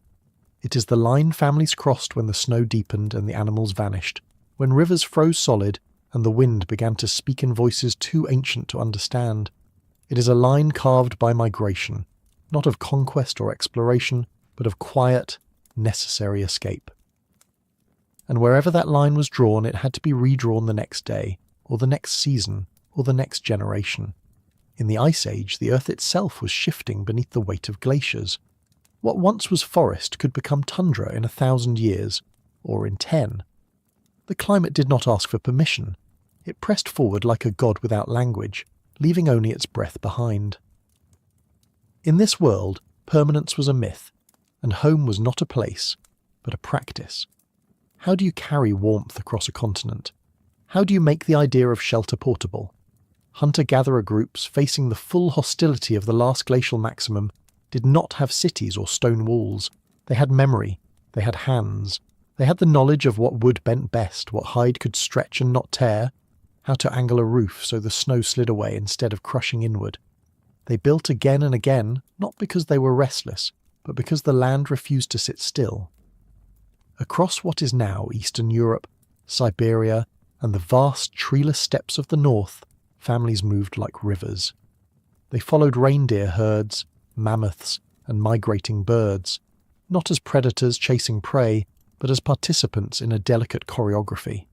To stay too long in one place was to starve, but to move without knowledge was to die in the open. Between these twin threats, a new kind of intelligence emerged, not the brilliance of invention, but the wisdom of preservation. Portable shelters became the fragile answer to a brutal question. What can be carried on your back that still holds back the storm? Archaeological clues whisper their existence.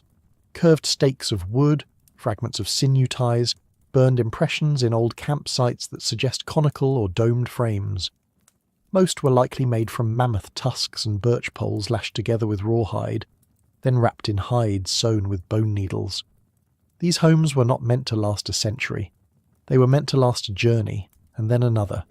Each one a breath exhaled into the void, temporary and tender, and yet in their impermanence they carried something permanent. They carried the idea that shelter was not a place. It was a promise to keep going, a promise to make a space, however small, where breath could be warm and sleep could be safe. The knowledge of how to build them moved not in books or blueprints, but in calloused fingers and careful observation. How do you teach a child to survive the wind? You show them how to bend a branch until it curves without snapping.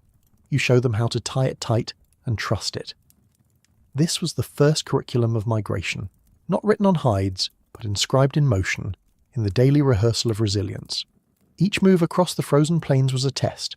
How far could knowledge travel before it frayed? How much could be remembered without being written down? And what was lost if even one elder's hand stilled before passing it on? In this fragile frontier, the skill of building shelter became as critical as knowing the paths of herds or the taste of safe water.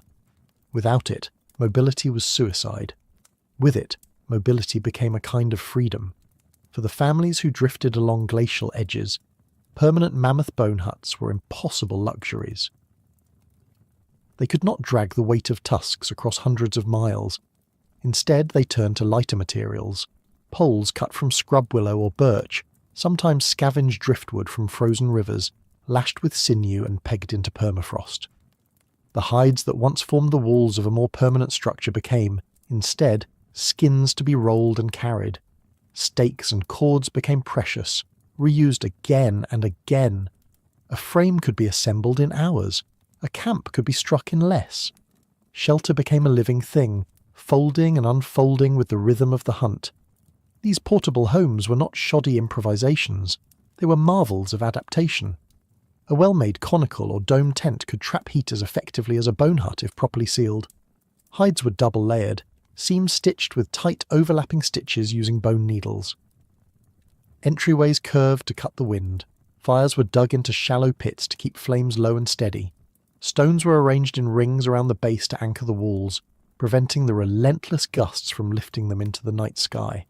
Some groups even carried insulated ground mats of moss or woven reeds to line the floors, creating a dry and slightly warmer interior no matter how frozen the tundra. Yet even the best portable shelters were vulnerable. A single tear in a hide, a broken pole, an anchor stone misplaced, and the wind could undo hours of labour in minutes. Families learned to test their homes before nightfall, to pull at seams, tighten ropes, weigh down edges. They learned to patch on the move, to repair under pressure, to improvise with whatever the land offered. The fragile frontier allowed no complacency. Shelter was always provisional, always at risk. But this too was a lesson. Impermanence as a kind of strength. If you cannot make your home immovable, make it adaptable. If you cannot build for eternity, build for the night, and be ready to build again. In this way, knowledge of shelter became a kind of inheritance more portable than any structure. It was carried in stories told around small fires, in demonstrations repeated for children, in the unspoken understanding that the line between warmth and cold was always one camp away from vanishing. Mobility demanded not only skill, but memory. And memory, in a world of ice, became its own form of shelter. Because when materials failed, when the poles snapped in the wind or a hide was left behind during a sudden departure, it was memory that bridged the gap. The memory of shape, of proportion, of how long a skin must soak before it can be stretched taut, and which knots hold in freezing rain. It was memory, too, that reminded them where others had camped before, the shallow depressions in the earth where fires once burned, the scattered stones that once anchored homes. These ghost structures offered not only a place to rest, but clues. How the wind moved here, where the snow drifted deepest, where the sun hit earliest in the morning. Each generation added to this archive not with ink, but through use. Shelters became more than tools. They became records of adaptation, of trial and correction. And every family carried within them a blueprint not of what had been built, but of what had worked. In this, mobility and knowledge were twins. To move well was to remember well. And to forget, even a small detail, could mean ruin. But still there was no giving in to permanence. That was the paradox of the Ice Age frontier. To survive, people needed to move constantly, but they also needed consistency. Not in place, but in method. The very flexibility of these portable homes required strict traditions. Certain shapes returned again and again, the dome, the cone, not because they were artistic preferences, but because they worked. They shed snow, they held heat, they could be built fast and taken down faster. Within that repetition, style began to form. The curve of a roof, the placement of a hearth, even the way hides were stitched. These may have carried regional identities, familial signatures. Across 100 miles, one might have noticed small variations, learned to see the builders in the frame they left behind. And yet, these variations were not indulgences. They were fine-tuned calibrations to place, to local wind patterns, prey migrations, tree species, snowpack. What seems simple to the modern eye, a round tent in the snow, was in truth the visible tip of an iceberg of accumulated expertise. The idea of home had shifted. It was no longer a single structure with fixed walls, but a process, a way of moving through the world with the capacity to pause and create warmth anywhere. Shelter had become internalized. The knowledge was so ingrained that building became second nature, not a decision, but a reflex. This was perhaps the most enduring lesson of the fragile frontier. Survival did not rest in stone or timber, but in the mind. And in this way, the human body itself became a kind of house, carrying not only flesh and breath, but memory, method and meaning, a walking shelter, a thinking tent, capable, wherever it went, of drawing warmth from nothing but what the landscape offered and what the ancestors had quietly passed on. In this landscape of shifting ice and whispering wind, permanence was not the goal, it was the illusion. What mattered was resilience in motion. The family groups of the Upper Paleolithic did not mourn the absence of fixed walls. Their lives were braided into the rhythms of snow and thaw, of departure and return. And within this transience, a different kind of permanence began to grow, one that did not rely on bricks or stone, but on the continuity of care. Each shelter was temporary, yes, but the act of sheltering, the knowledge, the muscle memory, the sharing of task, was enduring. The very act of pitching a tent became a ritual, not in the sense of ceremony, but in the patient repetition of familiar steps that reassured the body. We know how to do this. We have done it before. We can do it again. Children would watch their parents assemble poles in practiced rhythms, learning not just the function of each step, but its deeper meaning. To stretch a hide was to stretch the boundary between exposure and safety. To anchor a wall against the wind was to declare, here, for a time, we live. And when the time came to move again, the dismantling of the shelter was no less significant. It was done with care, not haste, a kind of respectful unmaking, a promise to rebuild when needed. And so the frontier became a thread that wove across generations, a line that was never held in place, but was never truly broken either. Along this path, portable shelters evolved in quiet sophistication. Some were low and wide, designed to resist horizontal winds. Others were taller, banking on the insulating properties of tightly sewn hide. Some had inner linings for added warmth, while others used snow itself as a barrier, packing drifts along the outside walls. Fire pits were carved low to avoid drawing in wind. Entrances were narrowed, often partially covered, to trap heat and prevent snow intrusion. These were not random acts of assembly. They were the architectural fingerprints of lives deeply attuned to their environment. As humans moved farther into northern latitudes, across what is now Siberia, toward the edges of Beringia, and eventually across the land bridge into the Americas, their portable shelters moved with them, evolving subtly along the way.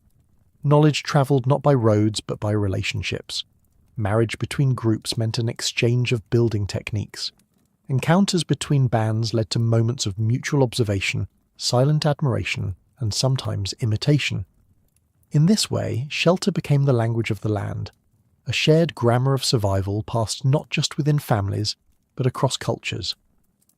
This quiet diffusion of architectural wisdom created a network far wider than any one clan.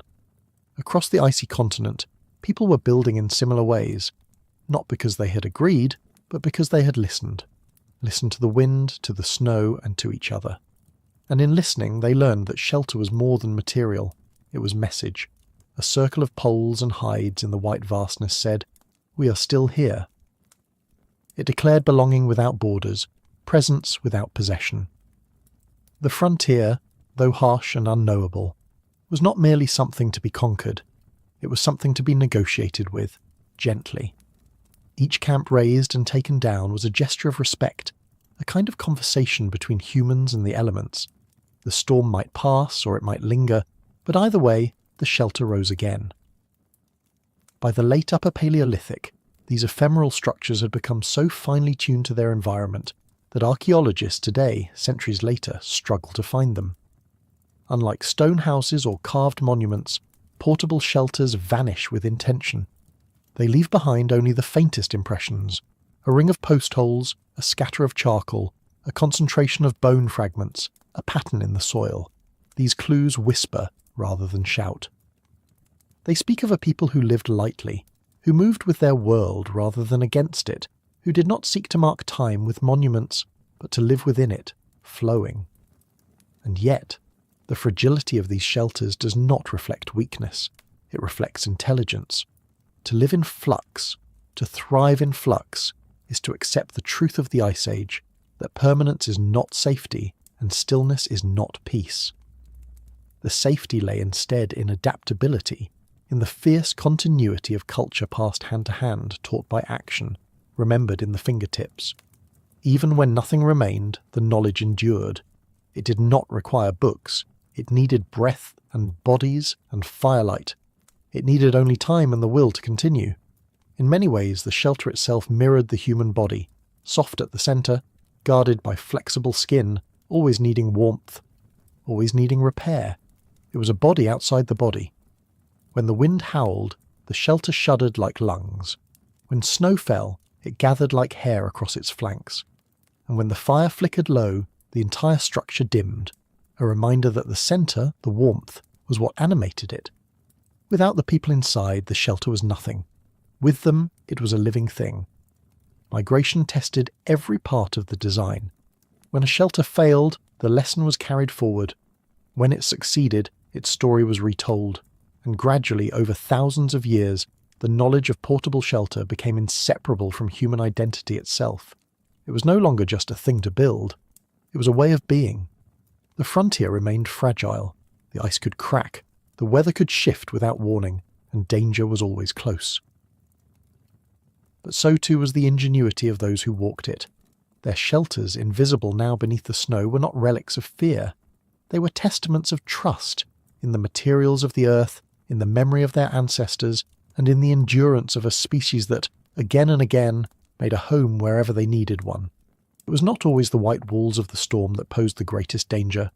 Sometimes it was the blizzard inside, the one that raged beneath the ribcage, howled behind the eyes, and pressed in where warmth was supposed to live.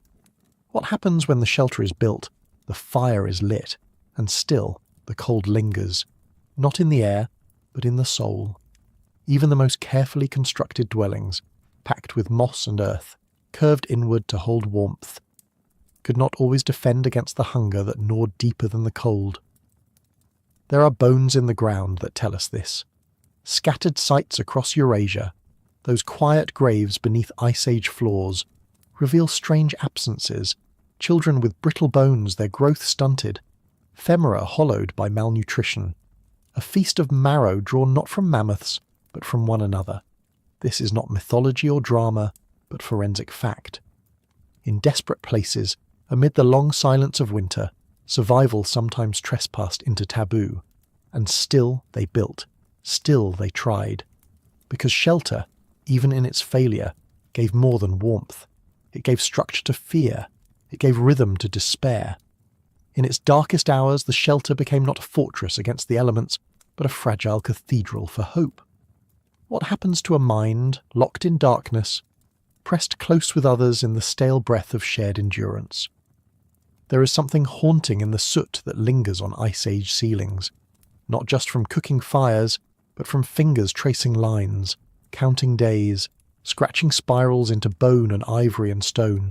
A need to record, perhaps, a need to remember, even when there is little to remember except the hunger. This is the kind of story that does not comfort, but it teaches, because from this terrible knowledge we glimpse something universal, an unbreakable tether between survival and meaning.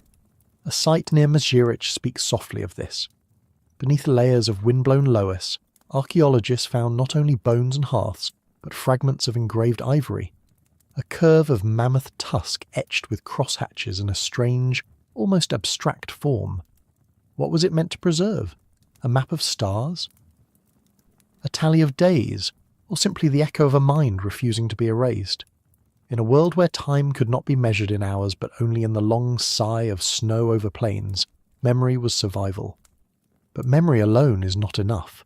You must also believe that there will be something to remember. This is what the storm steals, not just the breath or the body, but the thread of future thought, and that is why the interior matters, not just walls but meaning. What happens when the fire burns low, not in the hearth, but in the chest? What keeps a person alive when the storm has already won outside? Let us linger here, not in comfort, but in clarity. Because to understand how Ice Age families endured, we must understand what they were truly fighting for, not just warmth or meat or safety, but the fragile light within. Archaeology gives us glimpses of this inner struggle. Bones do not speak in words, but their textures and fractures carry stories as clear as any myth. In layers of loess at Dolny Vestonis, Mezhyrich, and across the Dnieper basin, we find evidence of winters where food ran thin. Animal bones cracked and boiled to extract the last drop of grease. Hearths burned small, faint fires where once there had been roaring flames. And alongside these signs of famine, there are hints of ritual. Tiny beads still buried with the dead, ochre brushed onto a child's bones. Even in hunger, even in loss they painted, they adorned, they marked. Why? Because in the darkest winters, when the blizzard outside had become a blizzard inside, the act of shaping meaning was itself a form of shelter. Shelter for the psyche. Shelter for the thread of self that must be carried forward, or else nothing else matters. Archaeologists call this symbolic behaviour, but it might just as easily be called hope given form. Hope, like warmth, must be built and maintained. It cannot be conjured from nothing. It needs a place to live. Inside those cramped and smoky structures, the air thick with breath and firelight, you can imagine the silence between people. Days when no one spoke because there was nothing left to say. Nights when the wind pressed so hard at the walls that it felt as though the sky itself wanted in. It is here, in this press of body against body, of hunger against will, that the real ordeal emerges. Not the blizzard outside, but the blizzard within. Fear, exhaustion, despair. And yet these were not passive victims. They did something remarkable. They used their shelters as containers for more than bodies. They made them containers for courage. The shared labour of building gave purpose. The flicker of firelight on the hide walls gave the mind a place to settle. Even the familiar smell of moss and fir and wood smoke gave continuity. In a world where nothing stayed, these sensory anchors tethered people to something larger than the storm. This is the deeper function of shelter. It does not merely enclose, it consoles. It tells you there is an inside and an outside. There is a boundary between chaos and order. You belong here. You're not lost in the blizzard. Without that boundary, hunger becomes despair, and despair becomes surrender. With it, even starvation can be endured with dignity, at least long enough to reach another spring, another herd, another chance. And so, within these temporary domes of bone and hide, we glimpse the earliest architecture of resilience. Walls to hold warmth, yes, but also walls to hold hope. Because if the storm outside was deadly, the storm within was lethal. Only together, only inside could they survive both. And so, the shelter became more than a response to weather. It became an act of emotional engineering, a human-made membrane between survival and surrender. When food was scarce, when silence grew long, the structure itself spoke, not in words, but in the way it enclosed a family, wrapped them in shared warmth, shielded them from the crushing vastness outside. And within this fragile boundary, stories began to take root. Somewhere in a wind-lashed corner of Upper Paleolithic Europe, a child might have drawn their finger along the inside of a hide wall, tracing shapes seen in dreams. A parent might have murmured the memory of a hunt, not because the child needed tactics, but because they needed continuity. The blizzard could sweep across the land and erase all scent, all track, but it could not erase a spoken story. In fact, the colder the world became, the more precious these quiet acts of preservation became. Archaeologists at sites like Yana RHS and Kostenki have unearthed delicate pendants carved from reindeer bone, buried in contexts that show no immediate practical purpose. Some are etched with repeating patterns, zigzags, spirals, loops. Others carry wear marks from being handled over and over. These are not tools in the usual sense. They are anchors of identity, charms against the dark, evidence that even when everything was at risk, people held tightly to the unseen. This is what makes the shelters so hauntingly human. They are not merely architectures of defence, they are architectures of remembrance. Within the close confines of curved ribs and stretched hide, people did not just endure the winter, they dreamed beyond it. They made symbols, they whispered to ancestors, they carved futures from memory. And as they did, something else occurred. The shelter became a teacher. When walls were too thin and collapsed beneath snow, lessons were learned. When the entrance admitted too much wind, the next generation narrowed it. When one family perished while another endured, stories carried forward the reasons. In this way, suffering did not merely wound, it instructed. Each mistake layered itself into the design, invisible but present, shaping the dwellings of those yet to be born.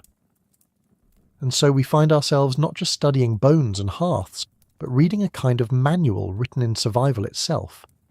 The soot patterns on ceilings, the way stones are stacked around a fire pit, the curve of a mammoth rib where it meets the ground. These are sentences in a language of endurance, and every time a structure was rebuilt or adapted, that language grew richer. This, then, is the paradox. The more brutal the winter, the more intricate the mind's response, the more desperate the season, the more sacred the shelter became, not just as a place of rest, but as a memory palace, a survival algorithm encoded in ritual, symbol, and structure. The storm outside did not just threaten the body, it provoked the imagination, and the imagination responded quietly with shelter. Not just as a physical defence, but as a place to contain the overwhelming swirl of inner storms. For what the Ice Age demanded was not only strong backs and clever hands, but inner architecture, mental scaffolding strong enough to withstand the weight of uncertainty. And like the homes they built from tusk and timber, this mental resilience was communal. It was built together, shared. When we look at the shelters of the Upper Paleolithic, especially those of Mesurich or Gonzi, we do not see solitary survival. We see small groups huddled close in the darkness. We see shared walls and shared space, shared smoke curling through small openings in the roof. The proximity was not only pragmatic, it was psychological. Loneliness, like cold, could kill, so bodies stayed near. Voices whispered even when there was little to say. These were not just survival units. They were families, interdependent and emotionally tethered. We have no written record of what these people feared most, but we can guess. Not simply the blizzard, but what the blizzard brought: silence, hunger, and the erasure of everything familiar. In that sense, the storm became a metaphor that transcended weather. It was the embodiment of the unknown. It was death knocking at the door, not dramatically, but patiently, with cold fingers. And so, every time a shelter was repaired, every time a family stayed one more night alive, it was a quiet defiance. A reply: not yet. Anthropologists have noted that some of the earliest symbolic expressions, lines scratched into ochre, shapes pressed into clay, coincide with periods of climatic instability. When the environment turned most volatile, the human mind turned most symbolic. This suggests something profound, that creativity may have emerged not in ease but in adversity, that the urge to make meaning, to create art, ritual, and myth, was itself a coping mechanism, born in shelters pressed tight by snow. Inside those walls, firelight played on faces hollowed by hunger. Children clung to mothers. Tools were sharpened with hands stiff from cold. And still, someone might hum a melody. Still, someone might hang a bone pendant from the central post. Still, someone might tell a story that began long ago, when the world was even colder than this. These acts are not trivial. They are survival strategies as important as any spear point. Because when hope thins, it must be refed, like fire. The structure, the actual bones and hides and ash, might shield the body, but these intangible offerings kept the soul alive.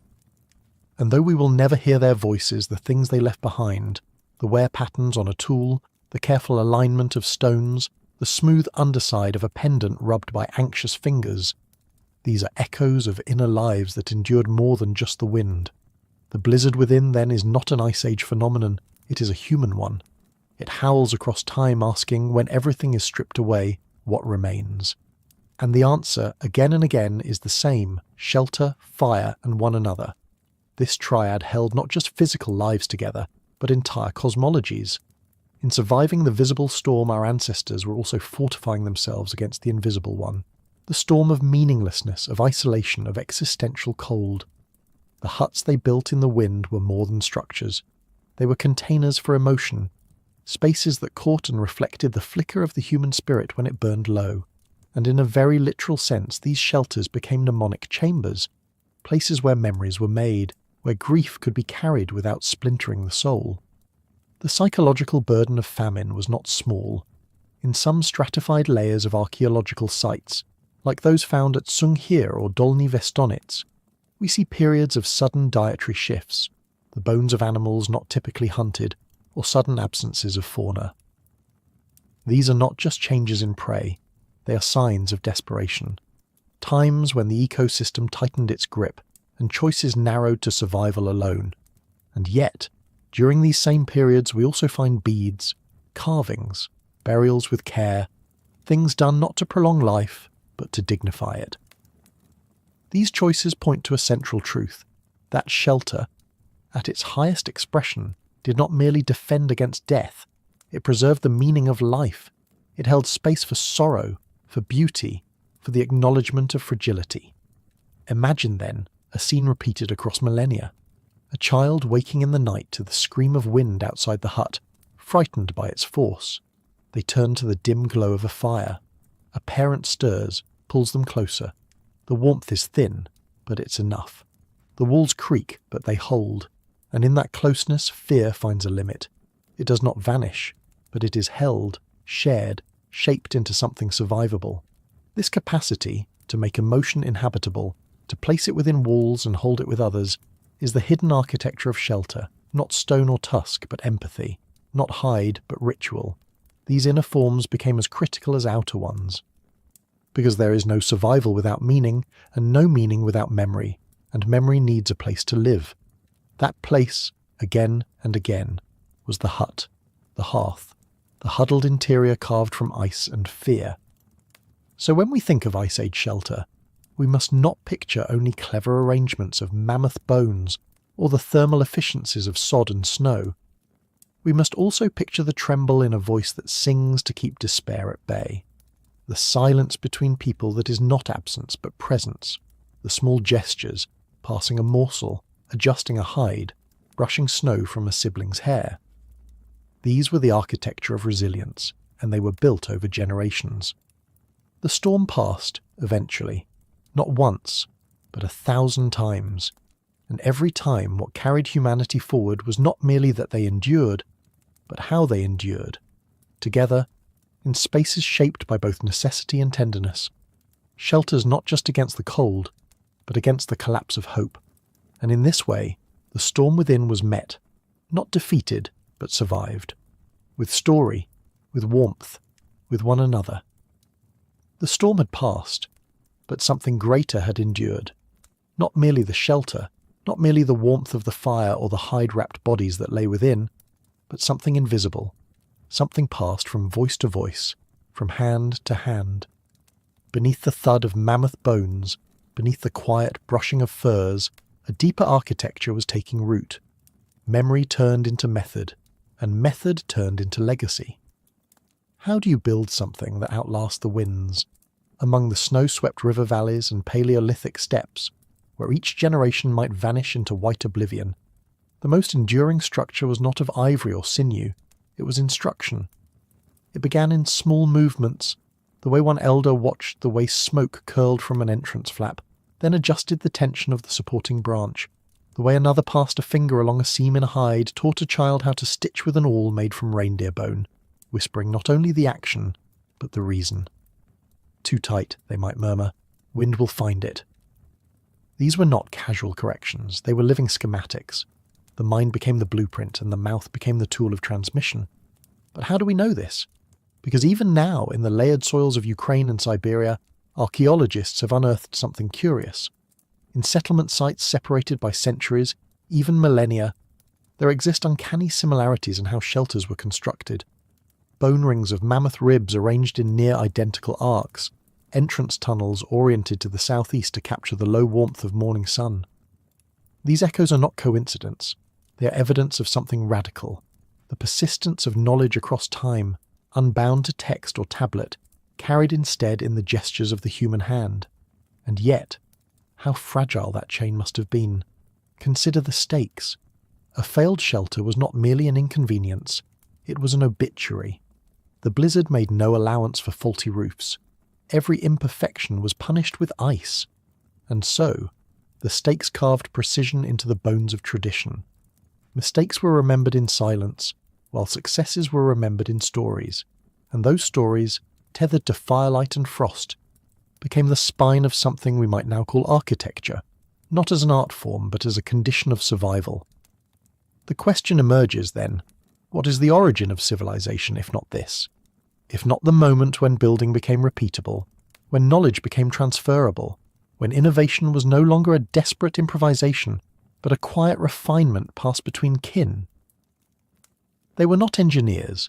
They were not architects in the modern sense. They had no plumb lines, no metal nails, no drawn designs on parchment. And yet, their minds held equations written in instinct and experience. How thick must the hide be to stop the wind? How many ribs must form the circle before it stands under snow? How long will the sinew bindings hold before they rot? And more importantly, who will remember when I am gone? This was the unspoken question beneath every shelter built in the shadow of extinction.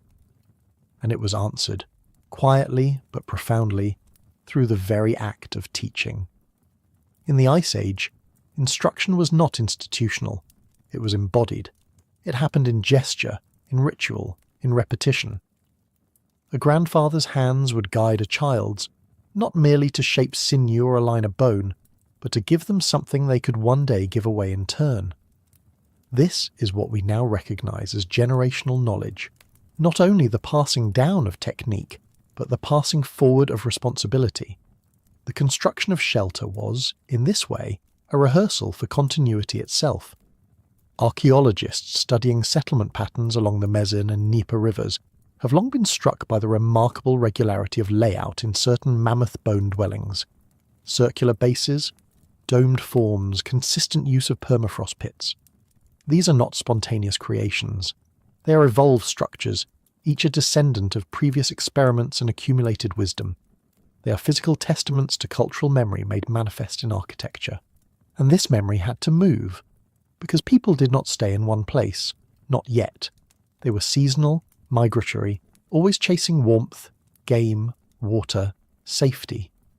But wherever they went, they carried more than tools, they carried schemas, a pattern for a wall, a solution to snowdrift, an oral recipe for survival, revised slightly in each retelling, but stable in its core truths. Just as stories shift their details but preserve their meaning, so too did these blueprints shift materials but preserve intent. Eventually, over centuries, the shelters themselves began to change in shape and ambition. What had once been temporary structures to endure the cold nights became semi-permanent residences. Settlements began to form clusters. Not just one hut, but many. Grouped, oriented, bound by shared paths and fire pits. With this came new decisions.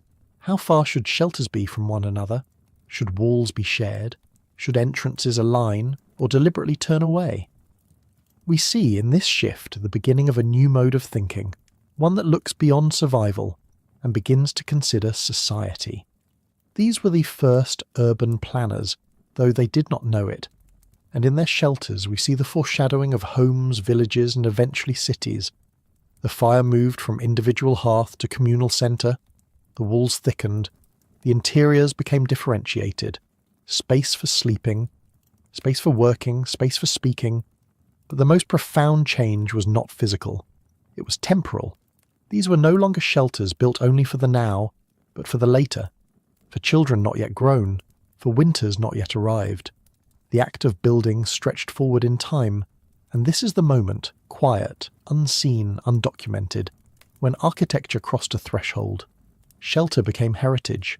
It was no longer just about blocking wind or trapping heat. It was about shaping a place where memory could land and where the future could begin.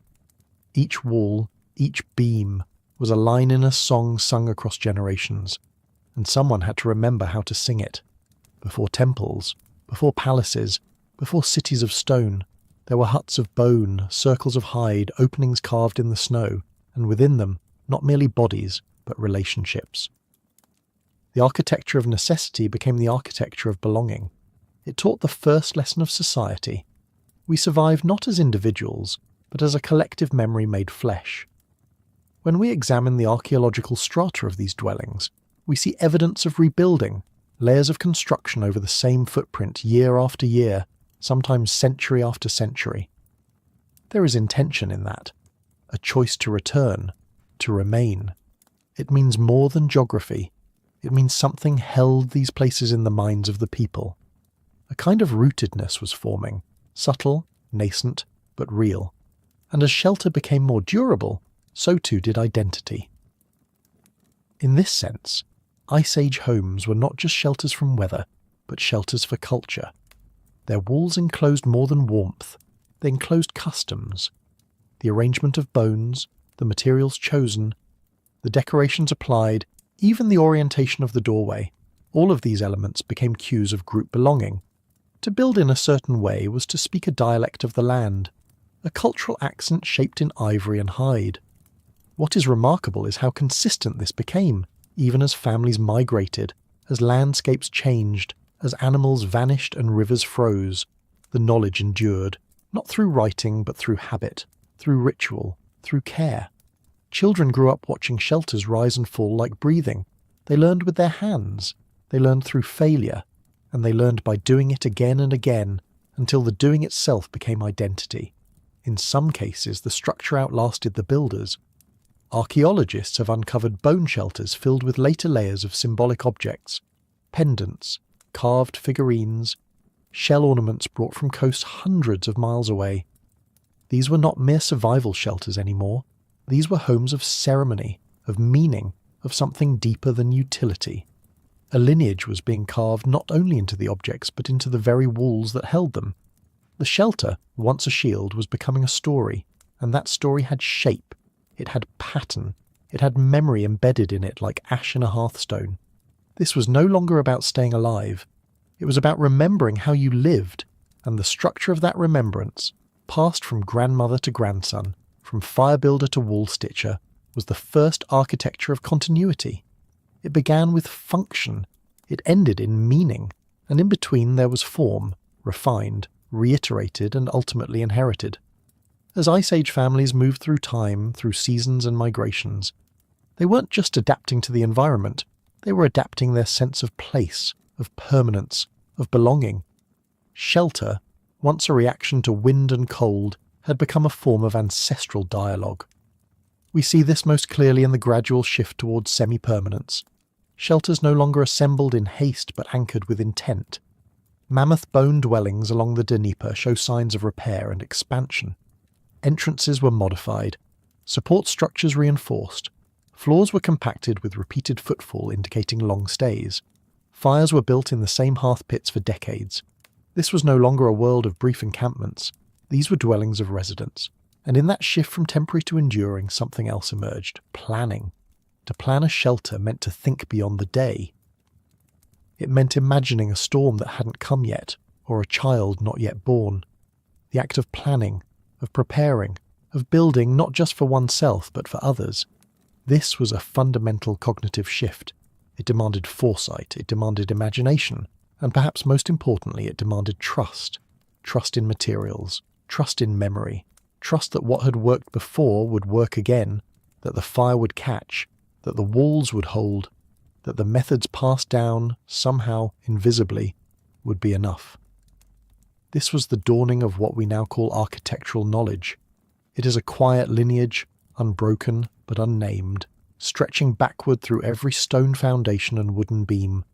Before geometry, before blueprints, there were principles, the layering of hides and moss for insulation, the snow-trapping curves of windbreak walls, the sloping of ceilings to redirect smoke. These were not inventions in the grand singular sense. They were revelations, drawn from observation, trial, and deeply patient repetition. And yet, they were not static. The knowledge moved. As families wandered across the tundra, they encountered new materials, different woods, different bones, new fibres. They didn't abandon their knowledge. They adapted it. A rib bone could become a rafter. A driftwood pole could substitute for a femur. The logic of the structure remained, even when the form changed. This adaptability was crucial. It meant the knowledge was portable, flexible, alive. It also meant it could be shared. There is evidence that neighbouring groups, distinct in genetics, language and culture, exchanged building techniques, shared campfires, seasonal gatherings, even chance meetings on the hunt likely became spaces of exchange. One group's solution to melting snow or doorframe collapse became another's innovation. Shelter knowledge rippled outward, weaving its way across icebound plains not as possession, but as collective inheritance. And as that inheritance deepened, so did the bonds between people. A well-built shelter protected the body. A remembered method protected the group. But the passing down of knowledge, the sitting together under skin-roofed stars to show, to learn, to repeat, that protected something even more fragile, the thread of identity. Not the self, but the self in relation. A shelter, not as a possession, but as a shared promise. It is this promise that echoes into the deep future, not in the brittle ribs of mammoths buried beneath loam, but in the architecture of our own minds, because the continuity that began in Ice Age shelters is not just physical, it is psychological, emotional, and symbolic. To shelter is to say, I will protect what I value, I will preserve what I know, I will endure, not alone, but with you. And in that act of building, again and again, storm after storm, culture itself took form. Look closely, and you see the fingerprints of this lineage on every home ever built. The hearth, now nestled in modern kitchens, still anchors meals and memory. The threshold, once stitched with sinew, now swings open on hinges, but still marks the line between danger and safety. Roofs, once made of hide and moss, are now tiled and pitched, but they carry the same intent, to hold back the sky, to offer silence within the howl. This is how shelter, born in desperation, became an emblem of something larger, civilization, before agriculture, before writing, before law. There was the fire and the wall around it. There was the memory of how to build it. And there was the choice to pass that memory on. Each time a child watched her father lash together a frame of branches, each time a grandmother taught how to layer earth to keep the cold out, each time a sibling stood beside a sibling to hold the bones steady against the wind, a civilization was rehearsing its future, not in temples, not in conquest, but in continuity. Because shelter isn't merely about staying alive. It is about defining what life is worth protecting. It is about choosing to shape the world around you so that it reflects the world within. The physical form, walls, beams, roof, becomes a vocabulary. And what is spoken, through structure, is a story of care, of intention, of memory, and ultimately of hope. For even in the deepest cold, even in the longest winter, the act of building is an act of belief. Belief that the storm will pass, that the walls will hold, that others will come after you, and that they will know what you knew, because you left it for them, not in stone tablets, but in the shape of a home, the warmth of a fire, the method of assembly remembered by heart. The Ice Age did not merely test humanity, it revealed what was most human, and as the wind howled across the steppe, the families who endured did more than survive. They built, and in building they told each other, we are not just bodies hiding from the cold, we are memory, made durable. We are meaning, given form. We are the architects of continuity. And in every shelter that still rises against the elements, their story remains, quiet, resilient, and alive. They never thought it would last forever. The walls of Tuscan hide, the compacted earth holding the memory of fires long gone cold, the echo of stories whispered around hearths that had no stone but glowed with the same need to hold something against the dark. And yet, in ways quiet and unseen, it did last. You are in it now. Perhaps you're in a house with layered insulation and glass windows. Perhaps you are curled in a high-rise warmed by electricity or a hut roofed with palm leaves, but you are unmistakably in a shelter. And this shelter, whether humble or vast, is not merely built upon land. It is built upon memory, for every home is a descendant of that first defiance against the snow. But what is a house if not a refined echo of the first circle drawn against the wind? Modern architecture may speak in steel and concrete, but its grammar was born in mammoth-bone and stitched hide. Even the shape of things, the central hearth, the protective roof, the threshold, carries within it the blueprint drafted by hands calloused from scraping frozen sinew. The hallways of apartment buildings, the winding paths of suburban neighbourhoods, even the way we speak of warmth and cold, inside and out, echo the elemental logic first written with frostbitten fingers in permafrost soil. What is central heating but the modern evolution of the sacred fire? What is a bedroom but a womb carved in shelter from a world too vast to face all at once? But we must ask, how did the storm become the architect of our inner world? Is it possible that survival was only the beginning, that in the space between threat and safety something else was born? Imagine for a moment the moment when the first child laughed inside a finished shelter, not merely alive, but unafraid. That moment contains the seed of civilization, because to be safe is to have room for language, room for lullabies, room for thought. Before temples, before palaces, before cities with walls, there was this, a family inside a dome of mammoth ribs, eating, singing, enduring. The shelter was not simply a shield, it was a stage for being human, and that human essence, that thread, was never severed. It twisted and stretched, followed migrations, reinvented itself in mud brick and timber, in yurts and caves, in ice huts and reed-thatched roofs. The form changed, but the intent remained. Hold the storm at bay long enough to dream. Our ancestors did not merely survive the Ice Age, they survived themselves, their own fear, their own doubt, and in doing so, they built more than homes, they built continuity, and continuity is not measured in materials but in meaning. What happens when meaning finds walls to echo in? What happens when memory gets a roof? What happens when time itself, that coldest of all forces, is slowed by a circle drawn in warmth? What happens is this, a return not just from the storm but to something older than it. Because the storm was always temporary, but the need to belong, that was permanent. Belonging is not a luxury, it is a structure. It begins not with language or even love, but with shelter. To stand behind a wall you helped create is to say, here, I matter. And so shelter, in the deepest sense, was not merely protection from death. It was the foundation for identity. The first boundary between the self and the world. The hearth as nucleus, the walls as skin, the roof as sky. And today, when we shut a door behind us, we're repeating a ritual older than written language. There is a small but ancient satisfaction in hearing the click of a lock, in setting a blanket just so, in arranging furniture into forms that cradle our routines. These are not just habits, they are echoes. Our modern rooms carry shadows of Ice Age memory. The den is the memory of the communal hearth. The hallway, a softened version of the passageways between connected huts. The attic, perhaps, is a ghost of the smoke hole. Once necessary to breathe, now simply a place for forgotten things. Even the materials we choose whisper to us. Wood remembers forest, stone remembers the earth. Glass, though modern, pretends to be water, and though most of us no longer sleep under hides, the idea of layering, of creating warmth by placing the world in order, so persists. We hang curtains like we once hung hides. We insulate walls like we once stuffed moss between ribs. Our structures may rise taller, but their emotional blueprints remain grounded in survival, and survival over time became something more. It became story. Consider the fairy tale cottage, a home in the woods, standing against darkness, promising safety with a chimney's curl of smoke, or the idiom safe as houses, or the expression a roof over your head. These are not modern inventions, they are cultural fossils. Language itself remembers the storm. In myth and metaphor, in idiom and intuition, shelter remains a sacred act.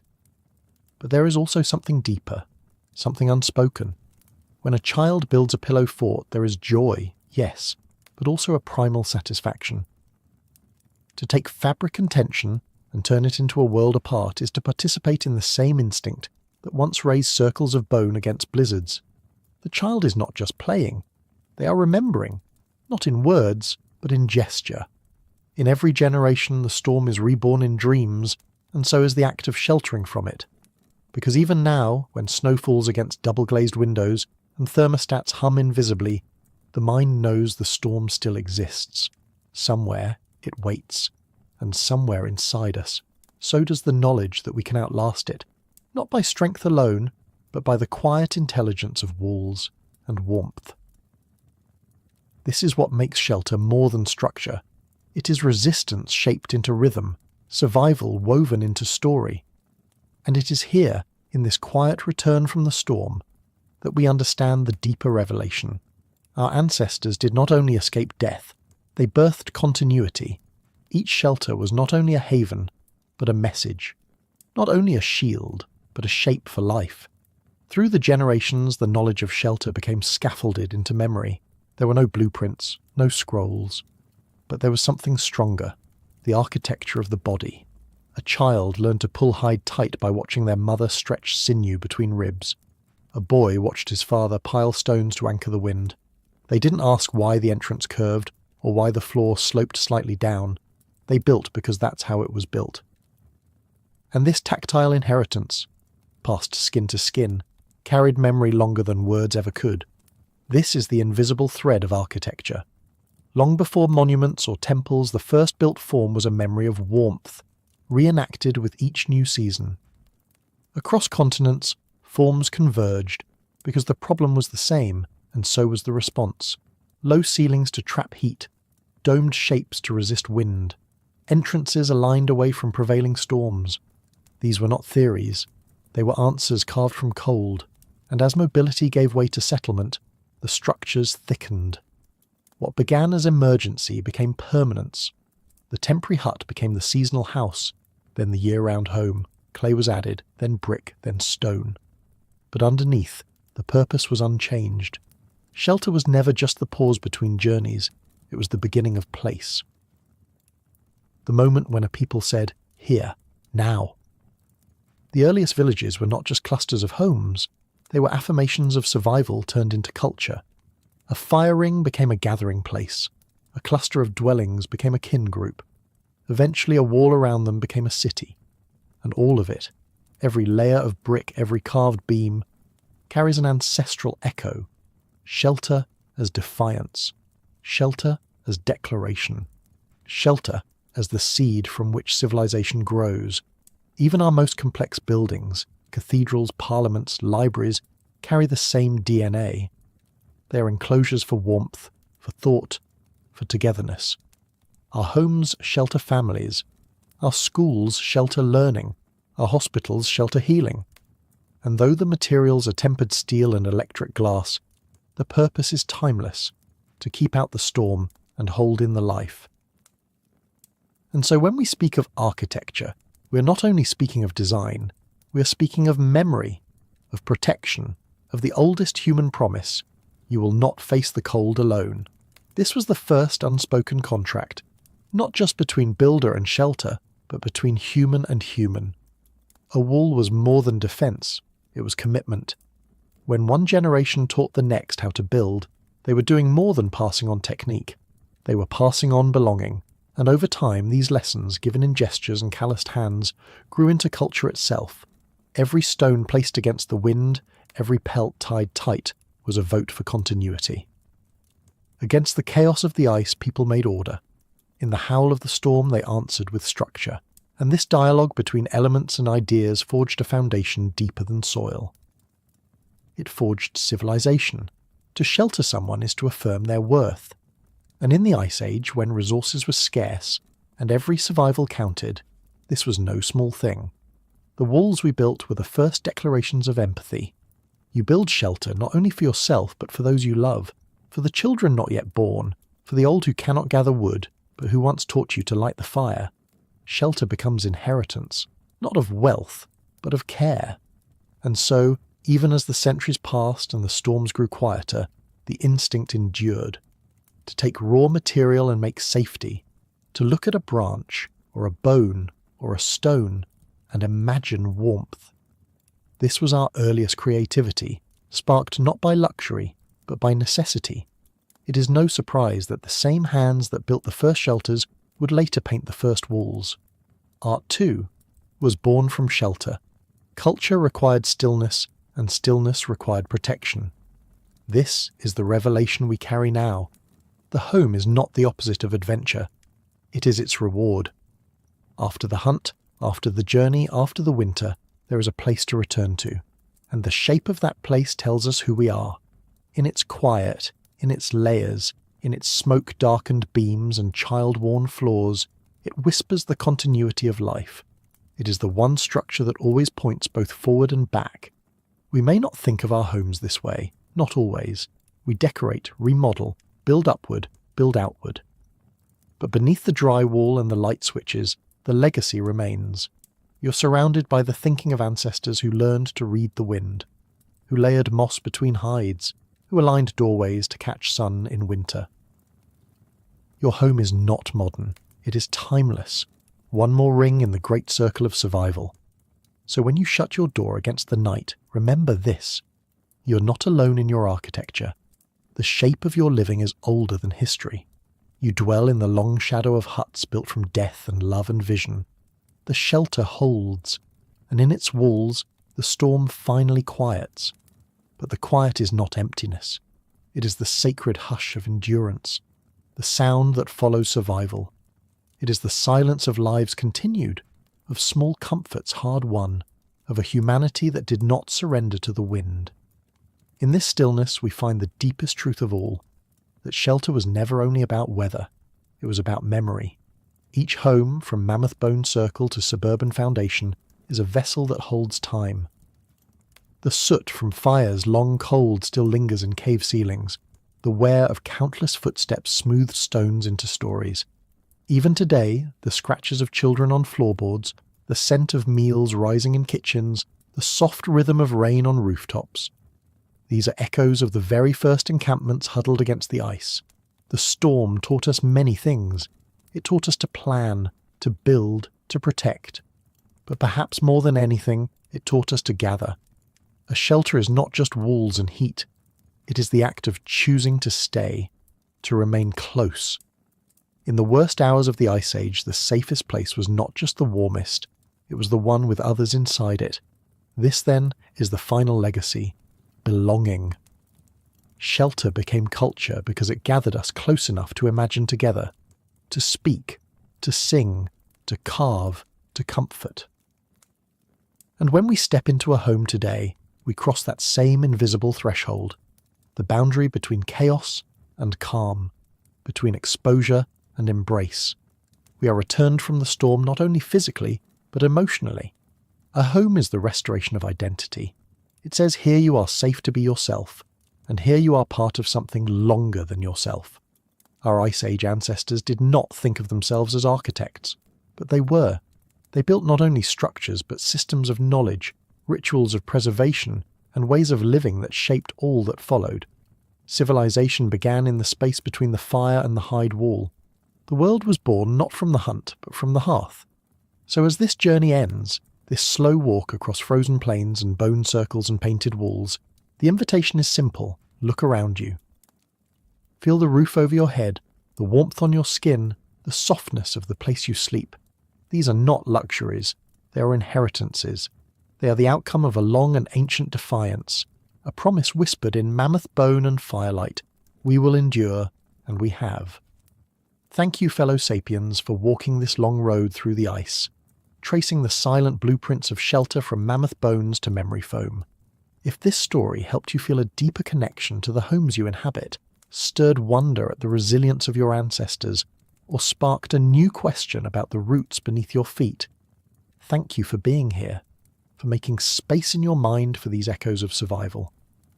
Perhaps there was a moment, a glint of firelight in a bone hut, or a child painting shadows onto a cave wall, that stayed with you, long after the blizzard passed. Whether it was the hush of hides layered against the wind, the curve of a mammoth rib turned roof beam, or the quiet courage of a family waiting out the storm, these fragments are what connect us, not just to the past, but to one another. If any of these images linger with you, feel free to share your reflection in the comments, not as an answer, but as a quiet offering to the circle we're building here.